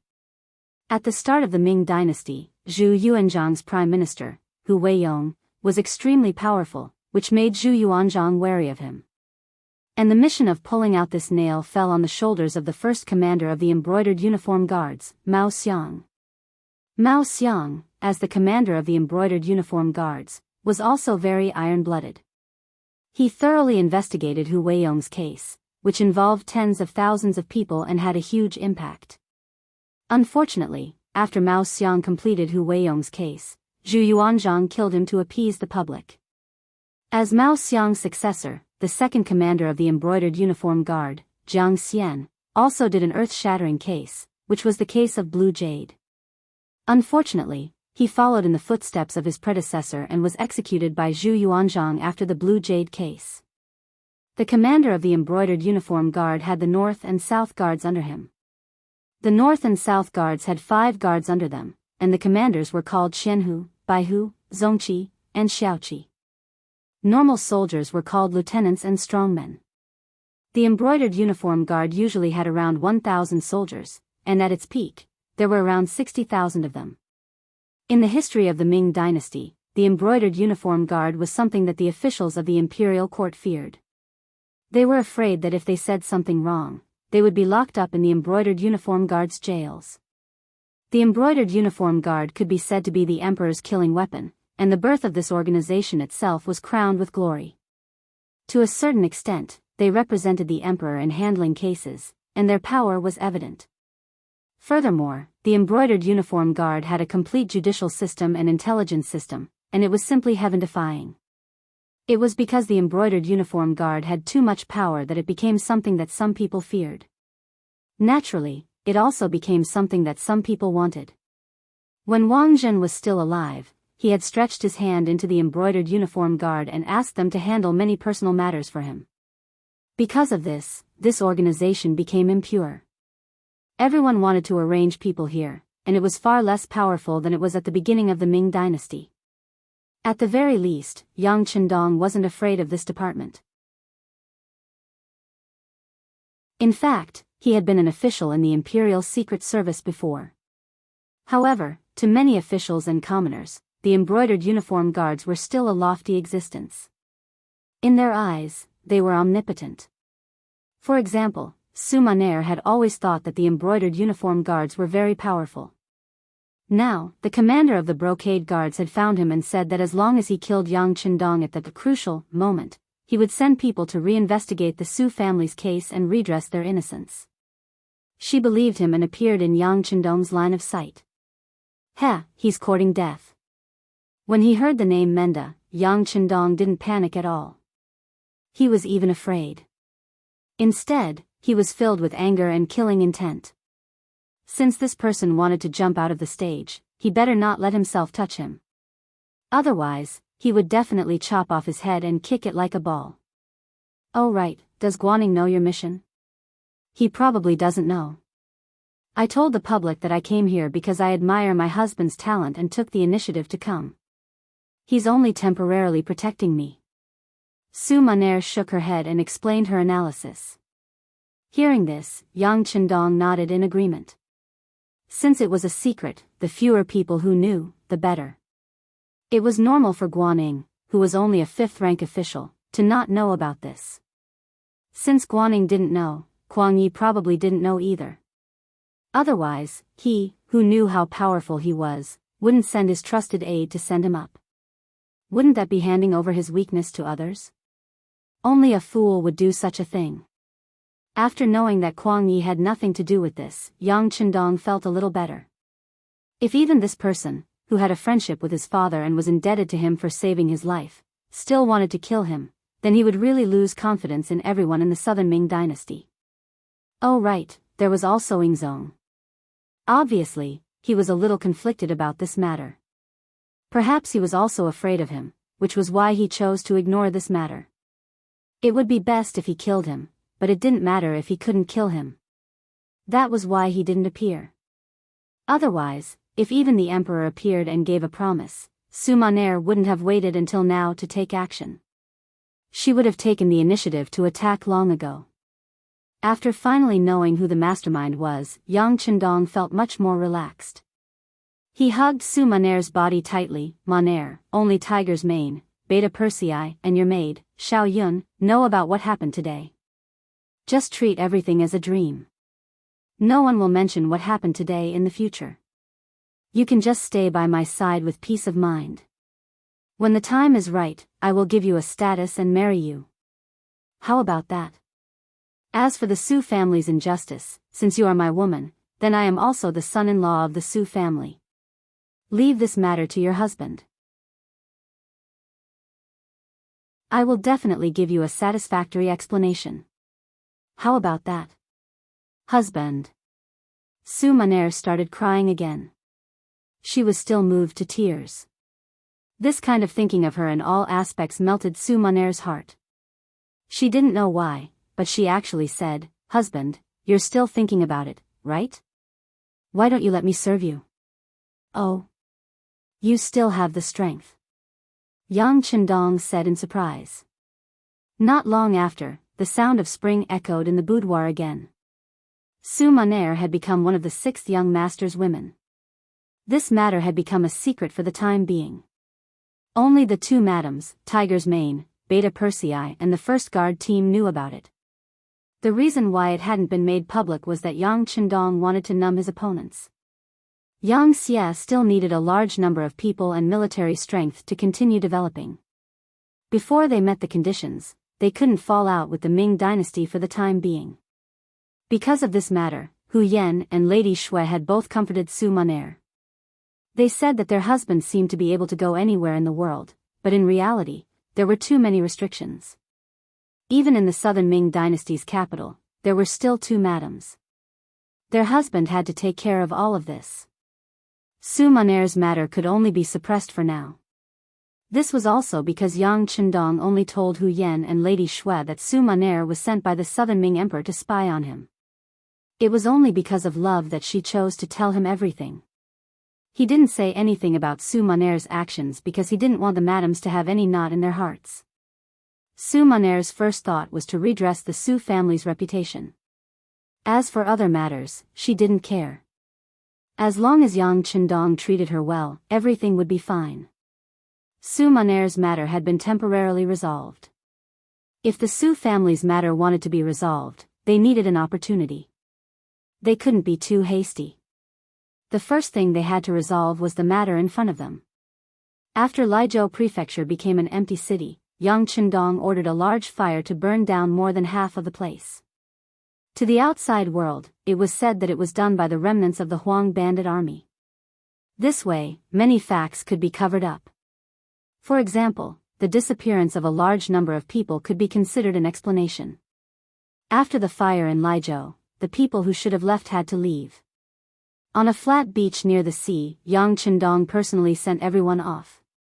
Among them were Su Maner and her maid, Xiao Yun. Since the Huang bandit army had been destroyed, logically speaking, Su Maner should have taken action. However, now that Yang Chendong was fine, this woman had to disappear. At the very least, she had to make sure that Mende couldn't find her. Based on the embroidered uniform guard's way of doing things, it didn't seem safe to leave her anywhere. In the end, they decided to send her to Qiqian City. In Yang Chendong's words, it was to let her go there to relax. In addition, she could better display her abilities and capture the Qiqian City military's song and dance troupe. This was an outstanding troupe that served the army. If used well, it would be of great use outside of the war. Just based on this, it was worthy of Yang Chendong's attention. To Su Maner, it was a little cruel to be separated after just being together. However, she also knew that regardless of whether it was her own matter or her husband's matter, they were all important matters. In comparison, her small matter was nothing. Su Maner agreed. She didn't cry or make a fuss. She only gave Yang Chendong a long kiss in front of Hu Yan and Lady Shui. This was also a way to declare her sovereignty, telling them that she had truly become Yang Chendong's woman. Gao Xiong and Zhu Fangyong left by boat. Yang Chendong didn't go with them to Ryukyu Island. Although he had always wanted to see the changes there, he didn't do so in the end. He knew very well that his mission hadn't been completed. Although the Huang bandit army had been eliminated, Yu Yan and Yu Lai were responsible for the Yunnan incident. Because the Great Ming dynasty was now divided into the Northern Ming dynasty and the Southern Ming dynasty, many changes had occurred that were different from history. Yang Chendong wanted to interfere in Yunnan's matter and had to do so. However, there was a big difference between being asked for help and taking the initiative to help. If he was too proactive, it would inevitably make people think that he had other thoughts. This would be extremely disadvantageous for what was to come. What he needed to do now was wait.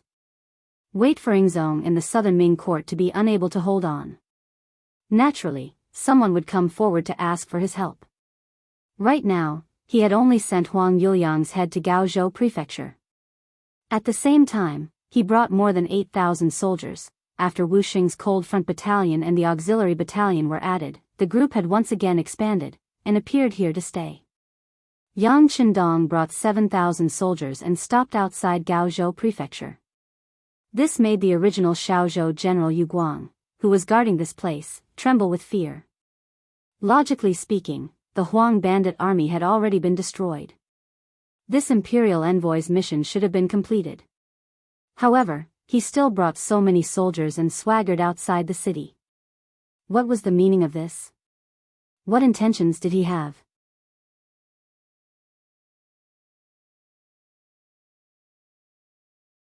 Chapter 406. If it was anyone else who dared to do this, Yu Guang would still dare to bring his troops to question them, even though he didn't have many soldiers. However, when the person he was facing was Yang Qindong, he didn't have any thoughts of questioning him. Perhaps in his eyes, as long as the other party didn't find trouble with him, he would be lucky. As for questioning him, forget it. He still wanted to live for a few more days. He couldn't do anything to Yang Qindong, so Yu Guang reported the matter to Guanning and Ma Wei in Wuzhou. At the same time, he sent over the head of the bandit leader, Huang Yuliang. In Wuzhou, the frontline battle report was sent down. The Huang bandit army was destroyed and the bandit leader, Huang Yuliang, was beheaded. All of this was placed in front of Guanning and Ma Wei, making them extremely excited. However, other than the excitement, there was also bad news in front of them. The Duke of Loyalty, Yang Qindong, was leading an army of 8,000 people to rest and reorganize outside Gaozhou. This was not a normal army, but a strong army that was very good at war. Facing this kind of army, even if they were given 2 or 3 times the number of soldiers, the two generals still didn't have the confidence to win. What the two of them understood even more clearly was that this so-called imperial envoy status was created to deal with the Huang bandit army. Now that the bandit threat was gone, the title of imperial envoy should also be taken back. So, why didn't he leave and instead bring so many soldiers with him? Report it. Guanning and Ma Wei looked at each other and made the same decision. It was clear that they knew themselves. They knew that in front of Yang Qindong, their ranks were not enough. Since this was the case, they could only hand over the conflict. As for what the emperor and the court decided, they only needed to obey in the future. Outside Gaozhou, Yang Qindong was indeed resting and reorganizing the army. Hundreds of thousands of Huang bandit army were destroyed. There were many people who contributed in the war, so now was the time to reward them one by one. Leng Feng contributed, so those who should be promoted were promoted, and those who should be rewarded were rewarded. Using this trip to Kaohsiung, they also brought many military medals. Now, they could all be given out. After the auxiliary soldiers had performed meritorious deeds, their loyalty and culture were no longer a problem, and they were directly promoted to the Cold Vanguard. In a short period of time, the Cold Vanguard's 2nd Regiment, which originally only had 1,000 people, had grown to 1,300 people. Each of the 3 battalions under his command also had 4 companies instead of 3. Don't underestimate these 300 people who had just become the Cold Vanguard. Their individual qualities were already very strong, and most of them were old auxiliary soldiers from Crimson City. Some of them had already met the requirements to enter the Cold Front, but they had not gone through the final test.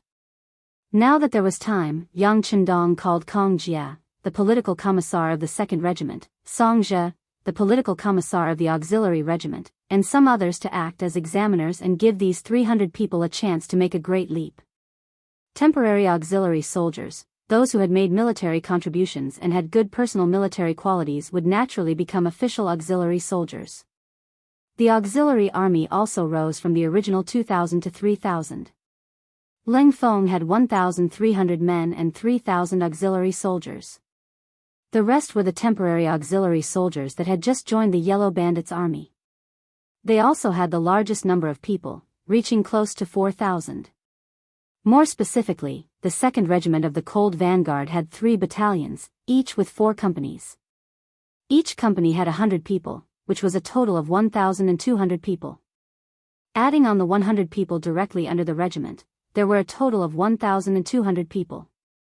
The auxiliary army had 9 normal battalions, each with 3 companies and a company of 100 people, which was a total of 2,200 people. Adding on the 300 people directly under the regiment, there were a total of 3,000 people. The temporary auxiliary army had 10 battalions, each with 4 companies and a company of 100 people. There were a total of 40 companies, which was a total of 4,000 people. The initial 3,200 people had grown to over 8,000 people. Their overall strength had more than doubled. This was the growth rate of an army in a state of war. War was the best way for soldiers to advance, and at the same time, it was the best whetstone for an army that had been through hundreds of battles. The rest and reorganization work was still ongoing. After all, with so many new battalions and platoons, there was a need for suitable officers to take up their positions. How were these people's individual strengths? Did they have the ability to command? Were they able to unite their comrades? How was their loyalty? They had to be tested one by one. While the Yang family army was reorganizing, the southern Ming capital's royal palace in Nanjing was also bustling with activity. The chaos in Guangdong had been resolved.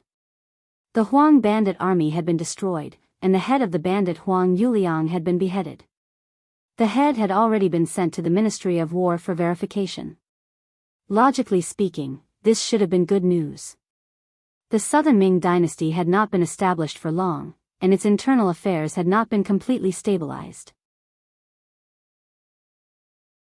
However, there were 2 huge wars in succession, causing the treasury, which was not full to begin with, to become much emptier. For this matter, Empress Qian had already begun to live frugally in the imperial harem.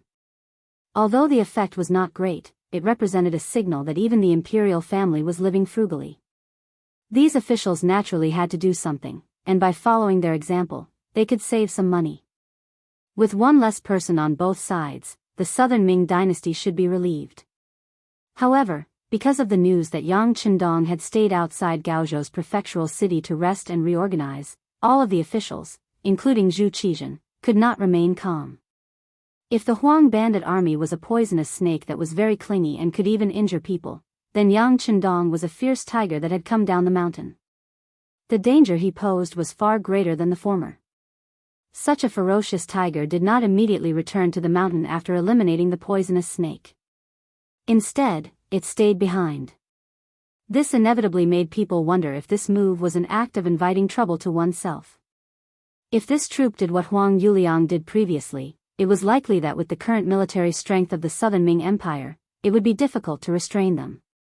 If that was the case, wouldn't the country's foundation be shaken? Minister Kuang, although you did it out of kindness and put in a lot of effort for this matter, now that that person has come and is not leaving, how do you explain this? The first person to make things difficult for Minister Kuang Yi was the Minister of Rights, Lu De. His brother-in-law had lost all faith in Hangzhou, and at that time, it was Kuang Yi who had upheld justice. Although his brother-in-law was in the wrong, and Kuang Yi had explained it afterward, on the surface, Lu De had not pursued the matter. However, could what had happened really be forgotten? He did not speak because the conditions were not right. Now that he had the opportunity, why would he be polite? The spearhead of the attack was pointed directly at him. Following Lu De's words, Imperial censor Shang Lu also stood up to point out Kuang Ye's faults. This subject impeaches Minister of War Kuang Yi for failing to recognize the talents of others. The officials he recommended to the Ministry of War are not qualified for their current positions. Among them are. Shang Lu opened his mouth and read out a bunch of names. Some of them were generals who had lost in the Battle of Yunnan, and some were newly promoted after the reorganization of the various guards. However, some were young generals who lacked experience. Because of the rebellion, the importance of the Ministry of War was fully displayed. As the boat rose, Kuang Ye's power also increased. Many Yamans had to obey his orders unconditionally.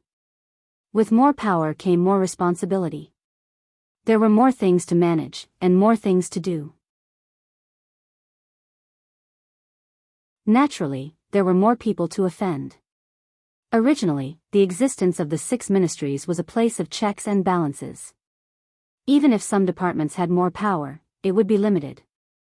However, when the Ministry of War held great power and was above the other 5 ministries, it was natural that it would arouse public anger. As the imperial censor, Shanglu had already received a lot of criticism from officials. He did not say it before because of the two rebellions and did not have the energy to deal with internal governance. However, things were different now. The chaos in Guangdong had been resolved, which meant that there was one less hidden danger. Next, the Southern Ming Empire could put in all their effort to deal with the Yunnan disaster. Now that they saw hope, they naturally wanted to pluck the peaches and snatch the credit. In order to get what he needed, Kuang Yi had to be the first person he had to push down. Even if they could not push him down, they had to show him some power. They had to let him know that there were some people that could not be offended, and some benefits could not be obtained alone. Lu De did it out of selfishness, while Shang Lu did it out of righteousness. However, no matter what, the spearhead was pointed at this old minister of war. When these words were spoken in the court, Kuang Yi held back his trembling right hand and slowly closed his eyes. There was a saying that if one did not seek death, one would not die. Similarly, if one did not do anything, there would be no problems. Kuang Yi, who wholeheartedly served the country, was close to 70 years old. He had been in charge of the Ministry of War for decades and was very proficient in this. It was because of this that he found that many people were incompetent, which greatly affected the development of the Nanming army. As such, he punished some of the generals who were paid without pay and reported fake achievements and replaced them with a group of young generals, hoping that they could change the current Nanming military affairs. This was naturally correct, but it would also affect some people who held real power. It was equivalent to touching the cake in their hands. Just ask. Which general who was paid without pay and reported fake achievements did not have anyone behind him? Even if he did not have a backer in the beginning, once he had money, he would go to the capital to find a backer and find a so-called escape route for himself. The so-called running official was not a specialty of any dynasty, but it had existed since ancient times. As such, Kuang Ye's actions were equivalent to touching a lot of benefits. Right now, only Lu De and Shang Lu stood up. This was already giving him a lot of face. This was also because he did not go overboard when he made his move. Otherwise, according to his intentions, 80% of the generals in the various guard stations would have to be replaced. If that was the case, he would really incite public anger. This time, there would not be only two people who stood out to criticize him. Kuang Yi slowly closed his eyes. He felt some sorrow in his heart, but he quickly opened his eyes again.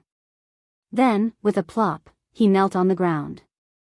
Your Majesty, this official is old and has been unable to sleep at night recently. I beg your Majesty to take pity on me and allow this old official to retire and return to his hometown.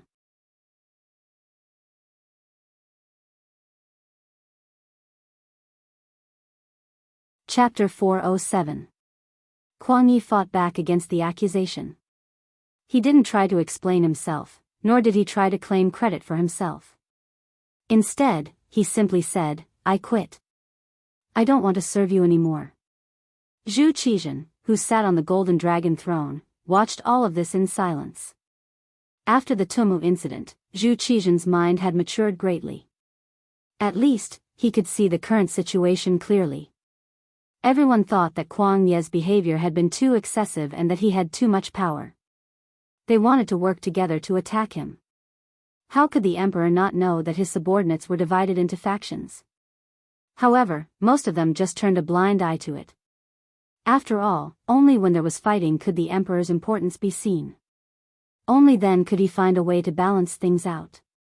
In fact, not only the officials, but even the emperor, Zhu Qizhen, had received many secret reports from the embroidered uniform guards and the Eastern faction guards. Most of the reports were about who the Minister of War had met, who he had taken down, and who he had recommended. Because war was imminent, there were times when things were urgent. Usually, Kuang Yi would do things first before submitting a memorial to the emperor to explain the whole story. In a state of emergency, there was nothing wrong with doing things like this. However, once the world was at peace, if someone wanted to pursue this matter, it would be easy to catch them. Even as the emperor, Zhu Qizhen also resented Kuang Yi for not reporting his actions. Sometimes, he would wonder if this old minister still had him, the emperor, in his eyes. This kind of official should be taught a lesson.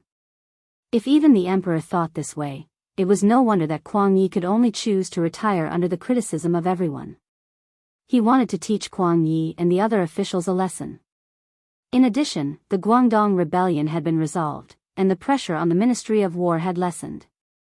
Zhu Qizhen weighed the pros and cons in his mind and said, "Since Minister Kuang's health is not good, you should rest in the capital for a while. I will arrange for an imperial physician to treat you. As for the Ministry of War, I will leave it to the left assistant minister, Wang Ji, to handle." Unexpectedly, Zhu Qizhen agreed. He didn't make any excuses. When the other ministers saw this, some were happy, some were excited, and some were disappointed. But no matter what he thought, now that Kuang Yi had spoken, it was impossible for him to continue holding power in the Ministry of War. The only thing he could do was to kneel down and thank the emperor. Wang Ji, one of Kuang Ye's deputies, had also stepped forward to kneel and express his thanks. But in reality, the two of them had never shared the same thoughts and ideals. Even during the chaos in the south, this left assistant minister had always been a spectator, sometimes even playing some small tricks to make things difficult for this old minister, secretly stirring up trouble. This kind of person who failed to accomplish anything but was good at spoiling things often had a special characteristic, which was that he was especially good at uniting people. He was also very good at grasping the weaknesses of human nature. It was also because of this skill that he was often the roly-poly in the officialdom. He often took care of the interests and feelings of others when doing things, which also made him very popular. That was why he was able to secure the position of left assistant minister under Kuang Yi. Now that he had the chance, he really soared into the sky. With Kuang Yi recuperating and Wang Ji stepping out, the disputes in the court finally came to an end. Kuang Yi, with a lonely expression, left court early, leaving behind the other ministers to discuss the next step. Wang Ji had just taken office, so he naturally had to perform. He knelt on the ground, and in a few words, he found a solution to the matter ahead. "Emperor, in my humble opinion, the Yunnan matter can be solved through the art of travel," Wang Ji, who had already stood up, said confidently. "What is the art of traversing?" Zhu Qizhen asked with great interest as he sat high up in his seat. "In my opinion, we can first appease and reward them. Appease a land called Jiaoji. We can send envoys to contact them and recognize their position as the country's sovereign. We can use marriage to stabilize their hearts. When the time comes, as long as the Jiaoji forces retreat, the king of Minzhuang and the others will naturally be weakened, and we can defeat them in one battle. Reward them equally. We can send people to the manor of Marquis Shiping and make him the king of Mu to pacify the chaos in Yunnan and guard Yunnan for the southern Ming. With such a great favor, we don't have to worry about them not doing their best. As for the leader of the Miao tribe, Yang Wenba, we can make him the king of Miao, a hereditary title, and make them forever loyal to the southern Ming and the emperor. As for the count of loyalty, we can send people to order them to disband their army. Otherwise, we can order the nearby cities to not provide them with food. At the same time, we can invite the count of loyalty to come to the capital to receive his reward. Without a leader, without food, the army's morale will naturally slacken." He didn't say much, but once Wang Ji's words came out, everyone in the court was shocked and their expressions changed. Since the Great Ming was established, it had always followed the policy of not marrying, not paying tribute to the emperor, and guarding the country with the death of the emperor. Other than at the beginning of the Ming dynasty, there had never been a case of a different surname being made a king. However, Wang Ji's words completely overturned everything. Being made a king and marrying for peace were things that they didn't even dare to think about in the past. Now that it was announced by this person, how could the minister's expressions not change? Not only the officials, even Zhu Qizhen, who was seated high above, had a drastic change in expression. This was equivalent to changing the family rules of the ancestors. He naturally understood the importance of this. "Wang Ji, who gave you the guts to say such words? Do you know your crime?" Zhu Qizhen questioned loudly with a cold expression and a hint of anger in his voice. This official is terrified. Wang Ji could see that Zhu Qizhen was truly angry. He knelt on the ground with a plop, but his expression didn't change much. Instead, he continued, "Your Majesty, to achieve great things, one doesn't bother with trifles. Think about it, the king of Yu, Go Jian, endured hardships to defeat the king of Wu, Fu Chai, and become a powerful country in the late spring and autumn period. Since ancient times, people have only looked at the results of things. Not many people pay attention to the process. Your Majesty, the matter of Yunnan is becoming more and more serious. If we don't stop it, I'm afraid it will harm the foundation of our southern Ming." Wang Ji's words were harsh to the ear. It was as if everything he did was for the sake of justice. If the emperor didn't allow it, it would be as if the emperor was muddle-headed and incompetent. Wang Ji didn't fear the emperor's might. He continued to do things his own way. On the contrary, it made the ministers sigh with admiration at his loyalty. The Great Ming and the Song dynasty also had a rule of not killing scholar officials or those who spoke out. This was the meaning of the saying, "Doctors can't be punished." Wang Ji's honest advice had happened in front of everyone's eyes. Even if Zhu Qizhen was furious, he couldn't punish Wang Ji in public. In his anger, he could only loudly say, "We are tired." After speaking, Zhu Qizhen turned and left. Qiao Jixiang, who was waiting at the side, loudly shouted, "Court dismissed," and announced the end of today's court session. The court session was dismissed, but the ministers still gathered in twos and threes as they left the palace. It could be seen that Wang Ji's words today had quite a big impact on these people. Not marrying for peace and not paying tribute were very impressive. However, as an official, they didn't get any practical benefits. This was only the emperor's glory. If they could sacrifice this glory in exchange for world peace, it was probably what many people hoped for. After all, there were very few people who could put the country before their country. Otherwise, there wouldn't be so many traitors in history. There were no secrets in the court session. Kuang Yi, who had just returned home, only sat down to drink a pot of tea when he heard Wang Ji's words in the court. When he heard it, he was furious. He ignored his family's objections and wanted to enter the palace to meet the emperor. However, after the steward who went to inquire about the news came back and said a few words, Kuang Yi fell back into his chair with a plop. He stared blankly ahead and didn't say anything else. "Master, we have new news." Wang Ji went to the rear court of the palace. He said that the emperor wants to meet him. Just this piece of news was enough to prove a lot of things. Although Wang Ji's words were very rebellious, not only did the emperor not punish him, he even privately met with him. This could explain a lot of things. In this matter, the emperor was not completely against it. "Your Majesty, you are disregarding the laws of your ancestors." Kuang Yi, who had recovered from his shock, suddenly roared at the sky. Then, he felt his vision turn black and fainted with a plop. In the palace, Zhu Qizhen met Wang Ji alone. When only Zhu Qizhen, Wang Ji, and Qiao Jixiang were in the side hall, Ingzong suddenly roared with a furious expression, "Are you trying to checkmate me? How many benefits did they give you?"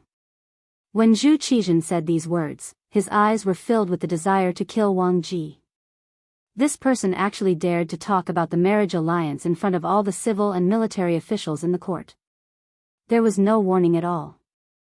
This was checkmating him. Think about it, this news should be spread soon. If he didn't allow it, what would Marquis Shiping think? What would Jiaozhi think? What would Yang Wenba think? He could only push them into the arms of King Min Zhuang's faction without hesitation. If that was the case, with the current strength of the Southern Ming Empire, they had no chance of winning against these three factions. Even if they won this battle with the power of the entire nation, they would still suffer losses of 800 of their own to kill 1,000 of their enemies. At that time, if Baiming suddenly attacked them, what would they use to resist? In the end, it was all because of Yang Qindong. He changed the outcome of the Tumu rebellion and divided the originally powerful Great Ming Empire into the north and south. Compared to pacifying the chaos in Yunnan, or even defeating Jiaozhi and quelling the rebellion, Zhu Qizhen wanted to kill his way back to the capital in the north and reunite the Great Ming Empire. This was the great achievement he needed. It was because of this that he wouldn't do his best to pacify the chaos in Yunnan. Wang Ji, who saw this point, stood out and proposed such an idea.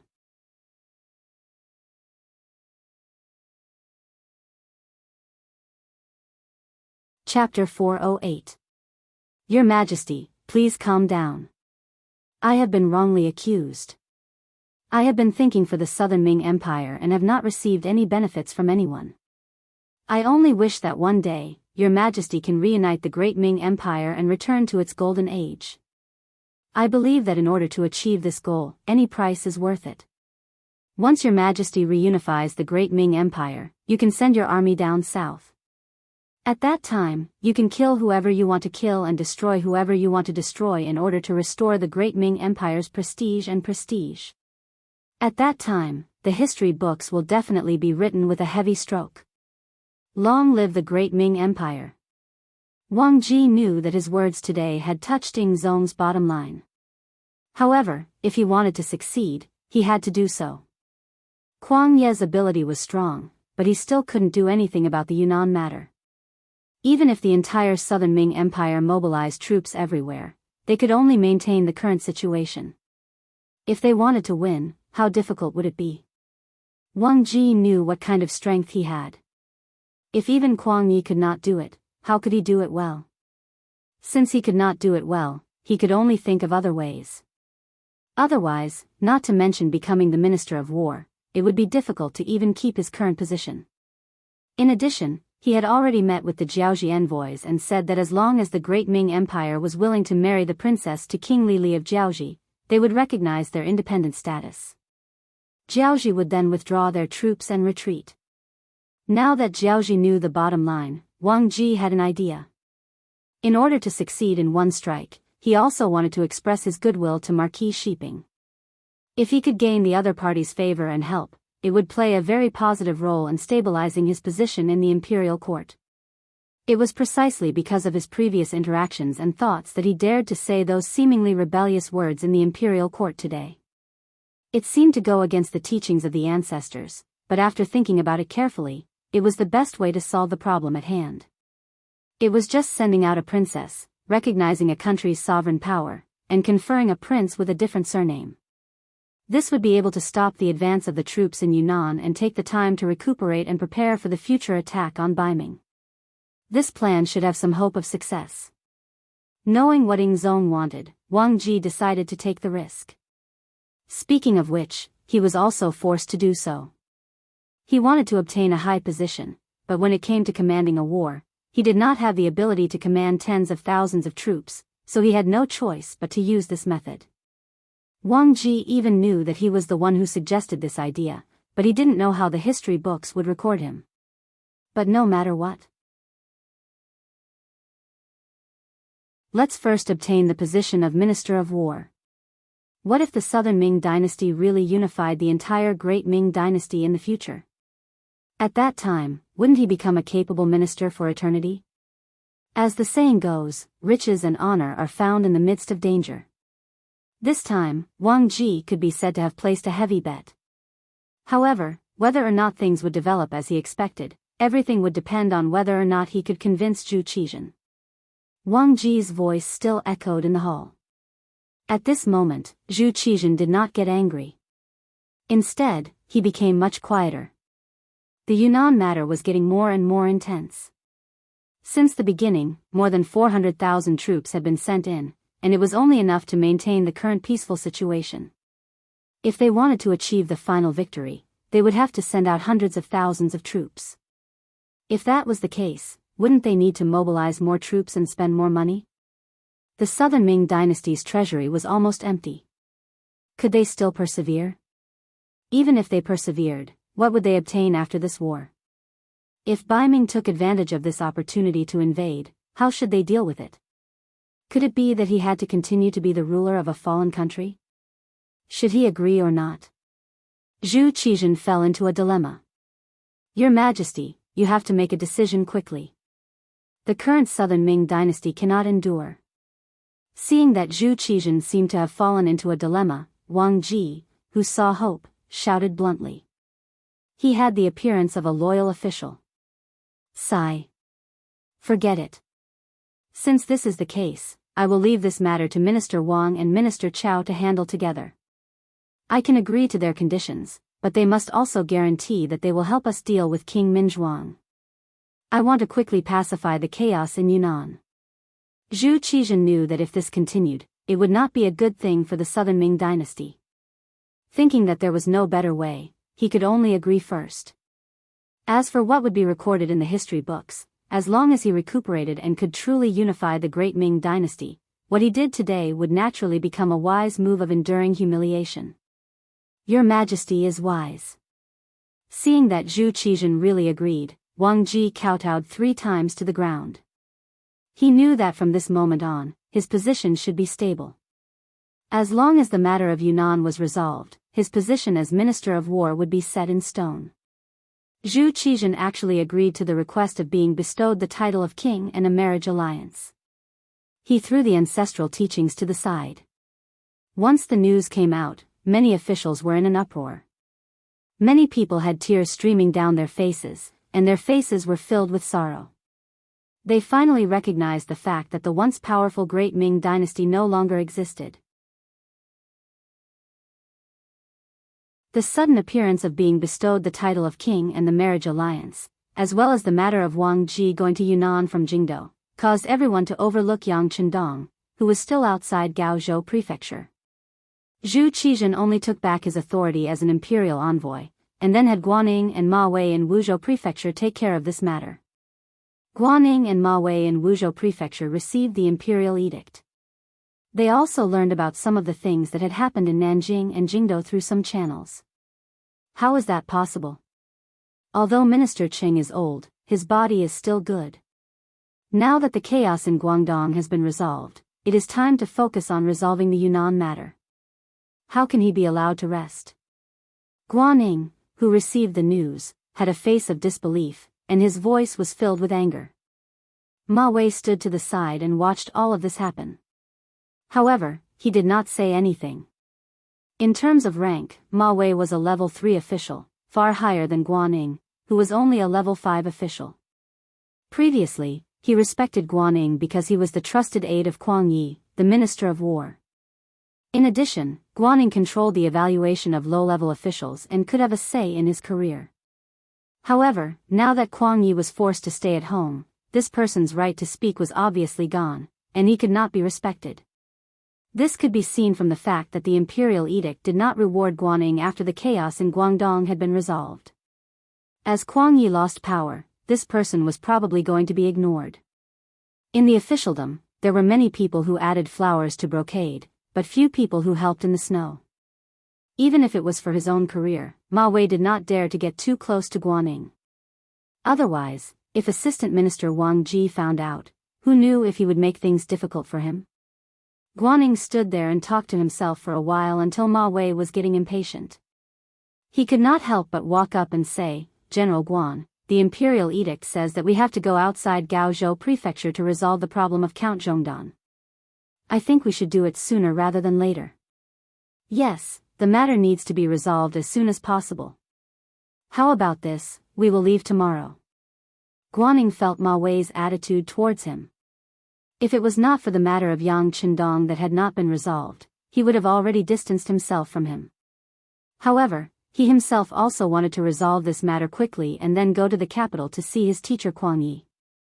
On this point, the two had the same request. Very well, then I will go back and prepare. He was afraid that Guaning would not go with him. If that was the case, he would not have the confidence to face Yang Chendong alone. With Guaning, it would be fine. If the matter was successful, he would naturally have to take credit for it. If the matter was not successful, then he could just push all the blame onto him. This was the result that Wang Ji wanted to see.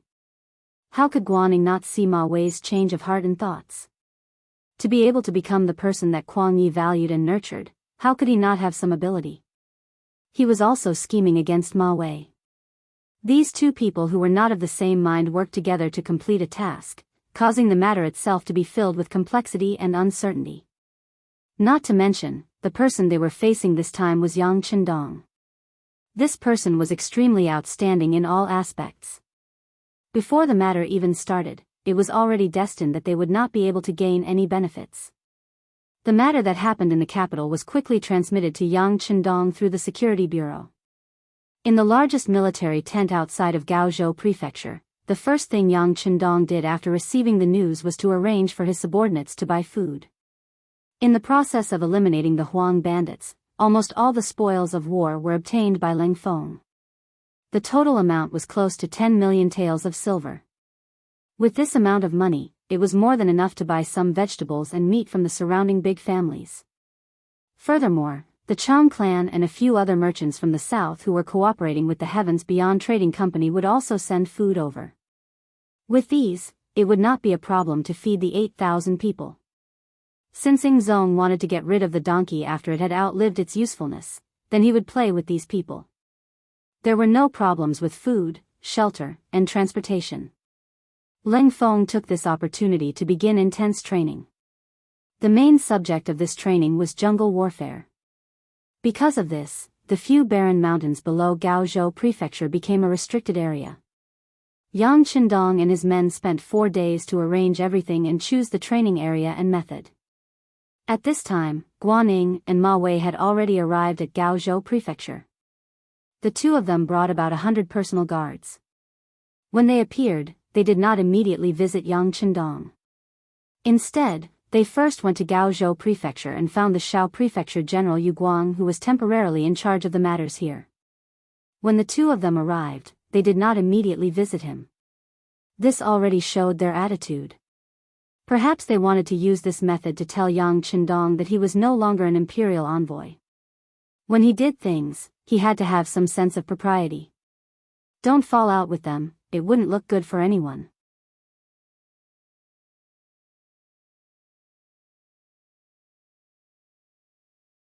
Chapter 409. These ungrateful wretches. When they use people, their eyes look forward, but when they don't use people, their faces look backward, Tiger's Mane said angrily. Tiger's Mane is right.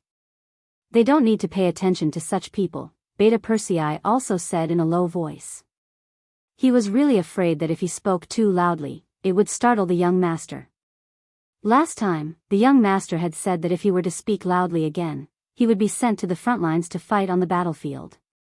Beta Persei was naturally not afraid of going to the battlefield, but he was unwilling to leave Yang Chendong's side no matter what.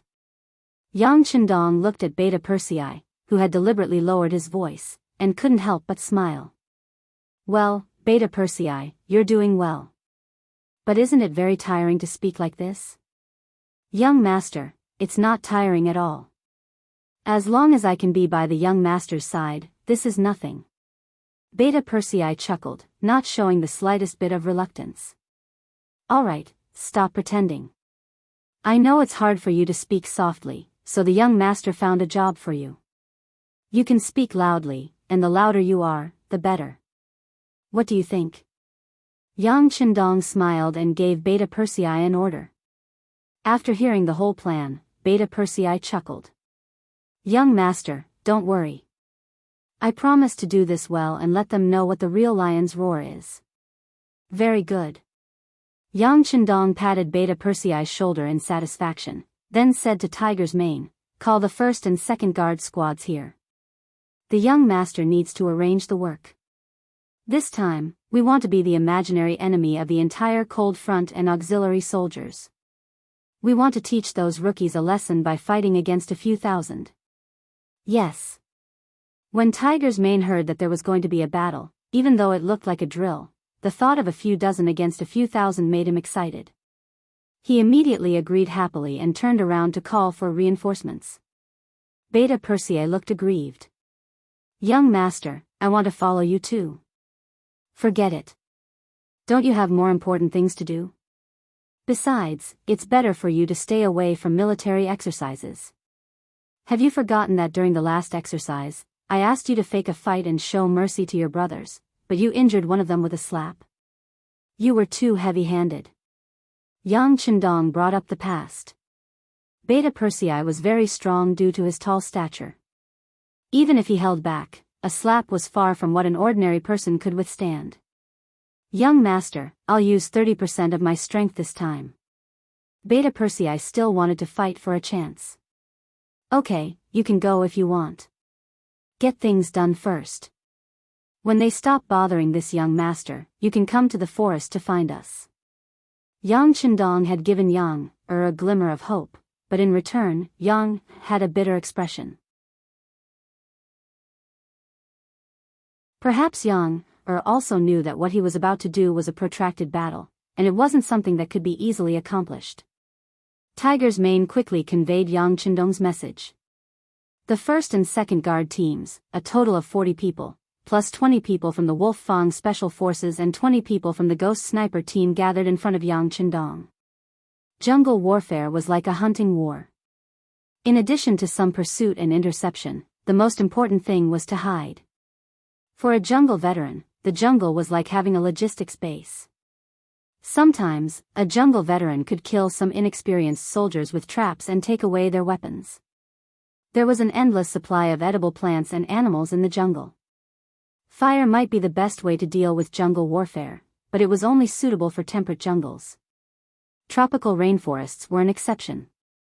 During the U.S.-Vietnam War, the U.S. military suffered a lot in jungle warfare. In terms of strategy, jungle warfare might only be to kill a large number of enemies and attack the enemy's logistics to restrain the enemy. In terms of tactics, jungle warfare affected the performance of many high-tech weapons. In the jungle, ears were sometimes more important than eyes. In the jungle, your energy would be consumed by everything around you. Among them, the best tactics were to ambush or wait for the right opportunity. Yang Qindong knew that the role of firearms in jungle warfare would be reduced by at least 30%. In other words, the advantage of the cold front would be reduced to 70% of the original. In order to make up for this shortcoming, more training was needed. Sweat more during training and bleed less during wartime. Although a qualified cold vanguard knew how to disguise and hide, there was a big difference between fighting in the forest and fighting in it. In order to better unleash one's strength, targeted training was very necessary. The team gathered. Before they left, Yang Qindong first told his wife, Hu Yan, and third wife, Lady Shui, that he would be away for a few days. If needed, he would come back at any time. Then, he called Yang San and arranged a few things for him. Nanming wanted to lower their heads to the various powers in Yunnan. This was not something he would allow. If that happened, it would be the same as interrupting his plan. So, what he needed to do was destroy Zhu Qizhen's fantasy and force him to beg and use him. After everything was arranged, Yang Qindong left the barracks with his men in the afternoon. Guaning and Ma Wei, who knew nothing about this, were sitting in the yamen of Gaozhou. General Yu Guang was reporting to them some of the information he had gathered. Saying that it was information was a bit of an exaggeration. He was just stating some facts. General Ma, General Guan, ever since the mercenary army came to Gaozhou, they didn't have any intention of entering the city. They only set up camp 10 li away from the south of the city. The area 5 li away from their camp has been designated as a restricted military zone. Our men tried to enter a few times to investigate, but were beaten back. General Yu Guang lowered his head when he said this. He was obviously ashamed of his men's incompetence. Wait. What did you just say? Beaten back? They really dared to do it? When Ma Wei heard this, a trace of fear flashed across his face. He obviously didn't expect this situation. Yes, they were beaten back. It's just that they knew their limits. The men they sent only suffered superficial injuries. They'll be fine after a few days of rest. Yu Guang nodded and admitted. How dare they? Where do they think they are? This is the territory of our southern Ming dynasty. Every blade of grass and every tree here belongs to us. They actually dared to touch our people in our territory. They are truly audacious. General Yu? Didn't you think of retaliating? Ma Wei said angrily. He was the commander of the Guangdong Guards. In principle, once a war broke out in Guangdong, He was the leader of the army and had the authority to command any guards under him. The mercenary army beat up the Ming army here. That was equivalent to slapping his face. They didn't give him any face. How could he not be angry? Retaliate? Yu Guang raised his head when he heard this, then shook it violently. Our brothers can't beat those mercenaries. Yu Guanghui said this because he had worked with these people before. Thinking back to when they were on good terms, he had worked with Wu Xing's 1st Battalion of the Cold Front. He had personally witnessed their powerful military strength, especially the firearms in their hands that could fire consecutively and were incomparably accurate. The power of those firearms shocked him even more. For such weapons, he had even discussed with Wu Xing to see if he could get himself one to show off. Originally, he thought that since he had asked for it, Wu Xing would at least give him some face. Never would he have thought that the usually easygoing Wu Xing would shake his head firmly and say that he didn't have the authority to do so. Yu Guang naturally didn't believe such words. How could a general not have the authority to give a weapon to a friend? He thought that this must be a lie and was very unhappy about it for a while. It was because he had enough understanding of those firearms that Yu Guang was very clear that with his strength, he was definitely not a match for the mercenaries. It was better to not fight this battle to avoid humiliating himself. Yu Guang bluntly said that they couldn't beat the mercenaries. When Ma Wei heard these words, his face alternated between red and white, but he really didn't know what to say because he also thought the same in his heart. After holding it in for a long time, he finally spat out a sentence. But we can't let them hurt our people for nothing. They have to give us an explanation. They did. They said that the area within a 5-mile radius of the military camp is a restricted military zone. As long as we're outside this zone, they won't care what we do, Yu Guang told the mercenaries the answer they gave him.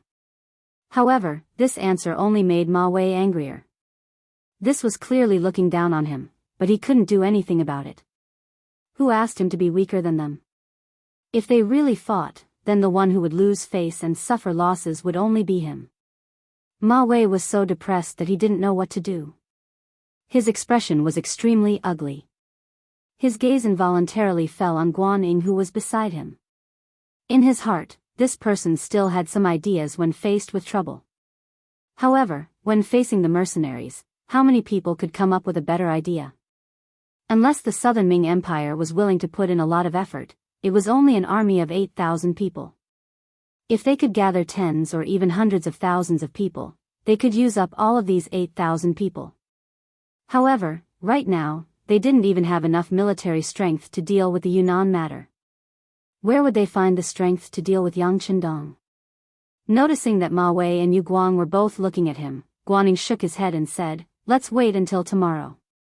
When we see that Yang Qindong, we'll tell him about these things and see how he responds. His 2 wives are still by Ming. I don't believe he would dare to risk universal condemnation and start a rebellion." That's right. Tomorrow, we'll go ask this Count of Loyalty and see how he answers us. Guaning nodded. At this time, he didn't notice that there was already a problem with his attitude. It was fine if he didn't call him Imperial Envoy, but he didn't even call him Duke of Loyalty. Instead, he still called him Count of Loyalty that Ingzong had given him. Could it be that he forgot that he had asked him to help him deal with the Huang bandit army?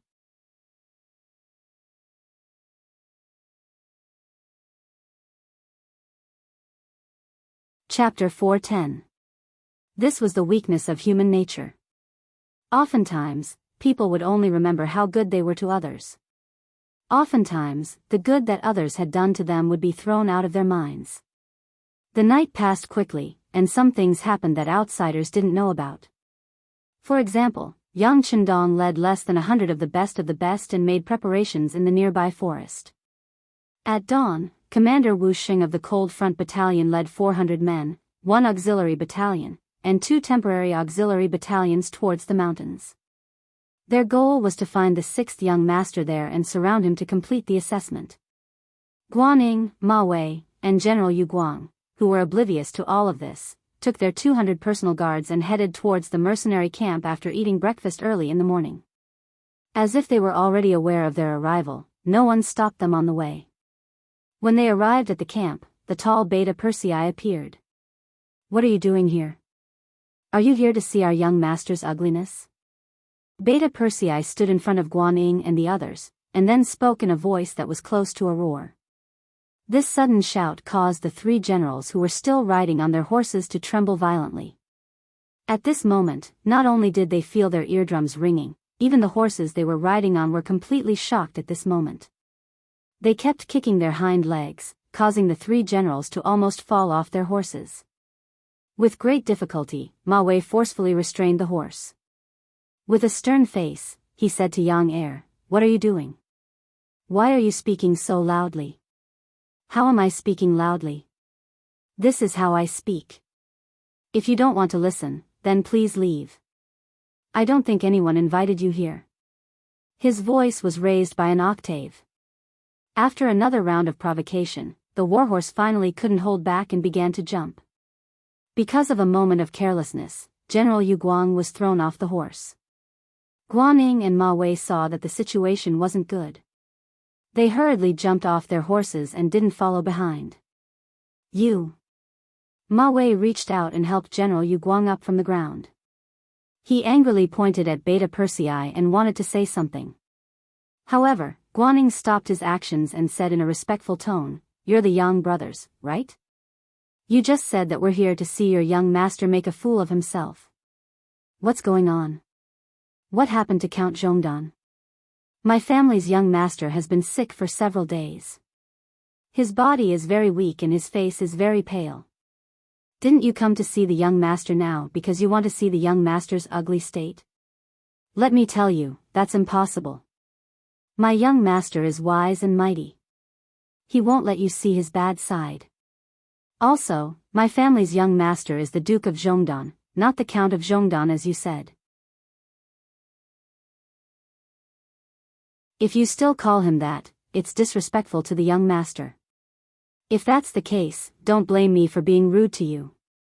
As soon as Yang Er finished his roar, a row of cold front soldiers began to move towards them.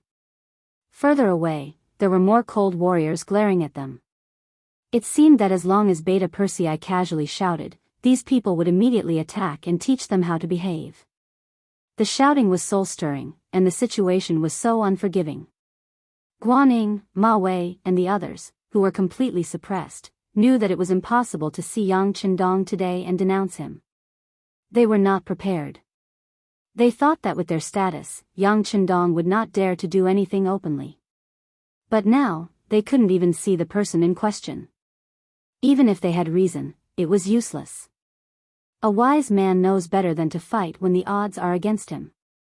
Guanyin asked, "Brother Beta Persei, when will your family's young master recover?" "Don't ask me about this. I'm not a doctor. Why don't you come back in a few days? Maybe when the young master recovers, he can see you." Beta Persei saw that Guanyin was being polite, so he also said politely, but his voice was still as loud as before. When Guanyin and the others heard it, they couldn't help but frown. They couldn't force their way in, and they couldn't see the person, so there was no use in staying here. With no other choice, Guanyin and Ma Wei looked at each other and decided to leave first. After a few days, when Yang Chendong's body was better, they would come back to visit. Guanyin, Ma Wei, and the others were about to leave. Leng Feng didn't make things difficult for them, but only watched them leave. Not long after, as soon as the three of them entered the city gates of Gaozhou, a trusted soldier came to report that the embroidered uniform guard had arrived. The embroidered uniform guard had arrived. The one who came was Commander Wei Guang, a fourth-rank official. This fourth-rank official was extremely high. Even in front of Ma Wei, who was a third-rank official, it was still slightly higher. The four of them met in a secret room in the back courtyard of the magistrate's office. It could be seen that the matter they were talking about was extremely confidential, and not to be known to outsiders. As soon as the four of them met, Wei Guang found the main seat and sat down. Guanyin was a little unhappy about this, but even Ma Wei, who was of a higher rank than him, didn't say anything, so he simply kept his mouth shut. He wanted to hear what this high-ranking official of the embroidered uniform guard had to say. "Have you seen Yang Chendong?" After the four of them sat down, Wei Guang asked first. No. The one who answered him was General Yu Guang. He probably knew that his position wasn't very high, and was only a general of a magistrate. At this time, it was most appropriate for him to answer Wei Guang's question. His servant said that he was sick. Sick. After hearing this, Wei Guang's eyes couldn't help but light up, as if he had thought of something. He said that he was sick, and said that he was very miserable, as if he couldn't even get out of bed. But from this general's point of view, this seems to be half-hearted. At this time, Ma Wei opened his mouth, his face full of displeasure. Obviously, he felt that today's trip was somewhat embarrassing. Unexpectedly, after he finished speaking, Wei Guang, who was sitting there, actually nodded his head lightly. Perhaps his illness is true. But it shouldn't be illness, and it could be poison. Poison? Suddenly hearing this, Ma Wei, Guaning, and Yu Guang's eyes couldn't help but light up, then darken. Obviously, they thought of a certain possibility. Yes, we received news that someone had assassinated Yang Qindong, and they even used poison. It's just that there hasn't been any concrete reports. Looking at it now, it is very likely to be true. Oh right, General Yu Guang, you've been here for the longest time. May I ask if you've seen Yang Qindong when the mercenaries arrived? Wei Guang nodded as he voiced his guess. Then he asked Yu Guang. No. I have seen some of the other mercenary generals, but this Yang Qindong, I really haven't seen him once. After thinking for a while, Yu Guang suddenly slapped his thigh and said. That makes sense. It seems that he is very likely poisoned. And the reason why the army stopped here and didn't leave is to let him treat his illness. We can't even rule out another possibility, which is that something has happened to him, but he didn't tell the outside world. Wei Guang smiled and nodded his head. This time, he had come under Menda's secret order to check on Yang Qindong's situation. Su Maner's sudden disappearance made Menda suspect that she had already made her move, and then was silenced by Yang Qindong in a fit of anger. But in the end, everything was just a guess. This time, he sent Wei Guang to get a clear answer. Wei Guang had seen Su Maner before and naturally knew of her beauty.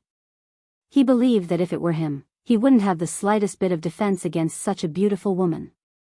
Therefore, he judged others by himself and thought that Yang Qindong might have fallen into a trap. That was why when he heard Ma Wei and the others say that they didn't see the main culprit and that the other party said that he was sick, he made such a guess. At this moment, even Yang Qindong probably didn't expect that he didn't come here because the other party's position was too low and not worth meeting. He didn't think that it would become the main basis for guessing that something had happened to him. The basis for guessing that something had happened to Yang Qindong was Su Maner's disappearance. As for whether this woman would stop halfway, Menda didn't even think about it. A woman who lived only for the sake of her family, once she saw a little hope, how could she stop? If Yang Qindong is really poisoned, this is our chance. After Guaning heard Wei Guang's seemingly determined tone, he suddenly had a feeling that his eyes lit up. Could this headless mercenary army be of use to him? Guaning wasn't the only one who thought of this. Ma Wei's eyes also lit up. If these mercenaries could be used by him, then the safety of Guangdong would have more protection. As the commander of the Guangdong guards, he would have more confidence in doing things. There is a chance, but we can't make a move on the mercenaries. Wei Guang seemed to have thought of something. After all, the embroidered uniform guards had a wide source of information and knew a lot of information that ordinary people didn't know. We won't make a move on the mercenaries. Didn't they recruit over 4,000 people from the Huang bandit army? We only need them. Guaning naturally knew how terrifying the mercenaries were. He also knew that the mercenaries in front of him weren't all of them.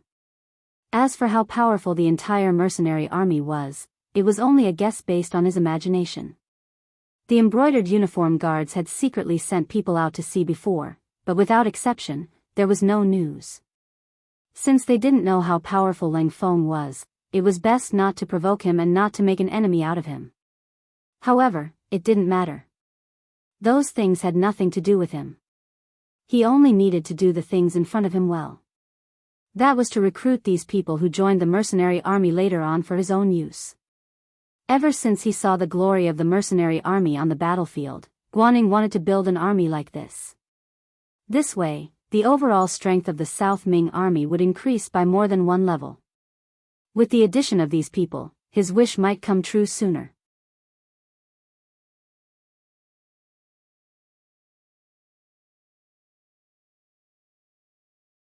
Chapter 411. That's right, we are only after those 4,000 people, Ma Wei said in the same tone. Then he and Guanning looked at each other. It could be seen that at this moment, there was an element of competition between them. Well, that's possible. Then we'll use our own methods. Wei Guang also received a mission, which was to bring some mercenaries back to the capital to resume their duties. From these people, they might be able to get more information about the mercenaries, which would play a crucial role in how to deal with them in the future. As a result, the three parties began to secretly compete with each other.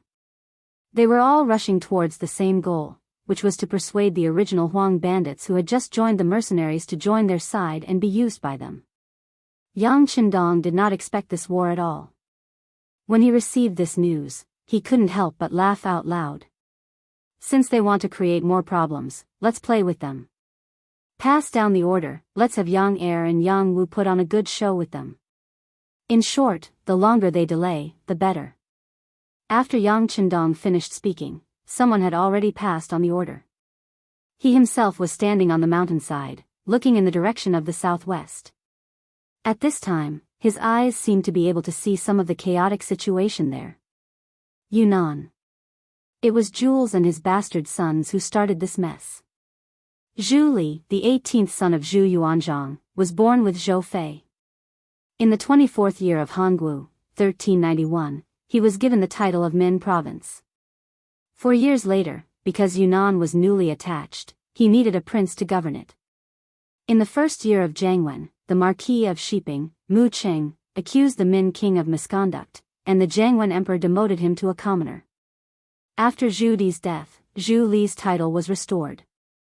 This Min king Zhu Li was not a good person.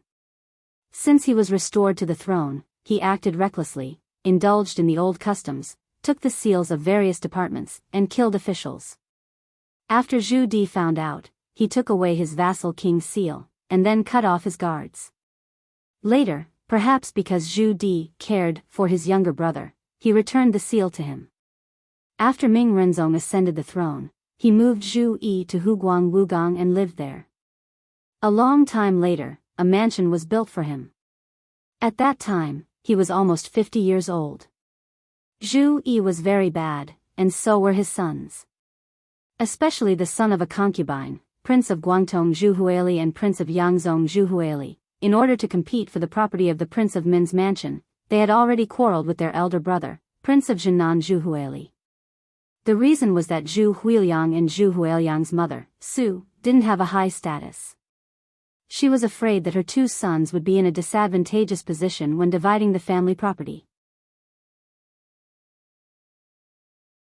So, she took advantage of the muddle-headedness of the old king of Min and stole from the king of Min's mansion many times. Finally, one day, when she was caught in the act, the ashamed Su Shi hanged herself. Her mother, who stole things, died. How could the two living treasures just let it go? Especially Zhu Huili, who was full of evil tricks. First, he tore down the wall and opened the door, forcibly opened the inner and outer treasury, and took the gold and silver of the family. Then, he reported to the imperial court, saying that his brother Zhu Huili forced his concubine mother to death, and the imperial court should uphold justice. After Ming Yingzong heard about it, he sent the prince consort and the imperial censor to investigate. They found that it was not like what Zhu Huili said. Then, he sent an imperial edict to warn Zhu Yi and his son, "If you violate the rules, I dare not do it." After that, the Prince of Min's mansion was quiet for a while.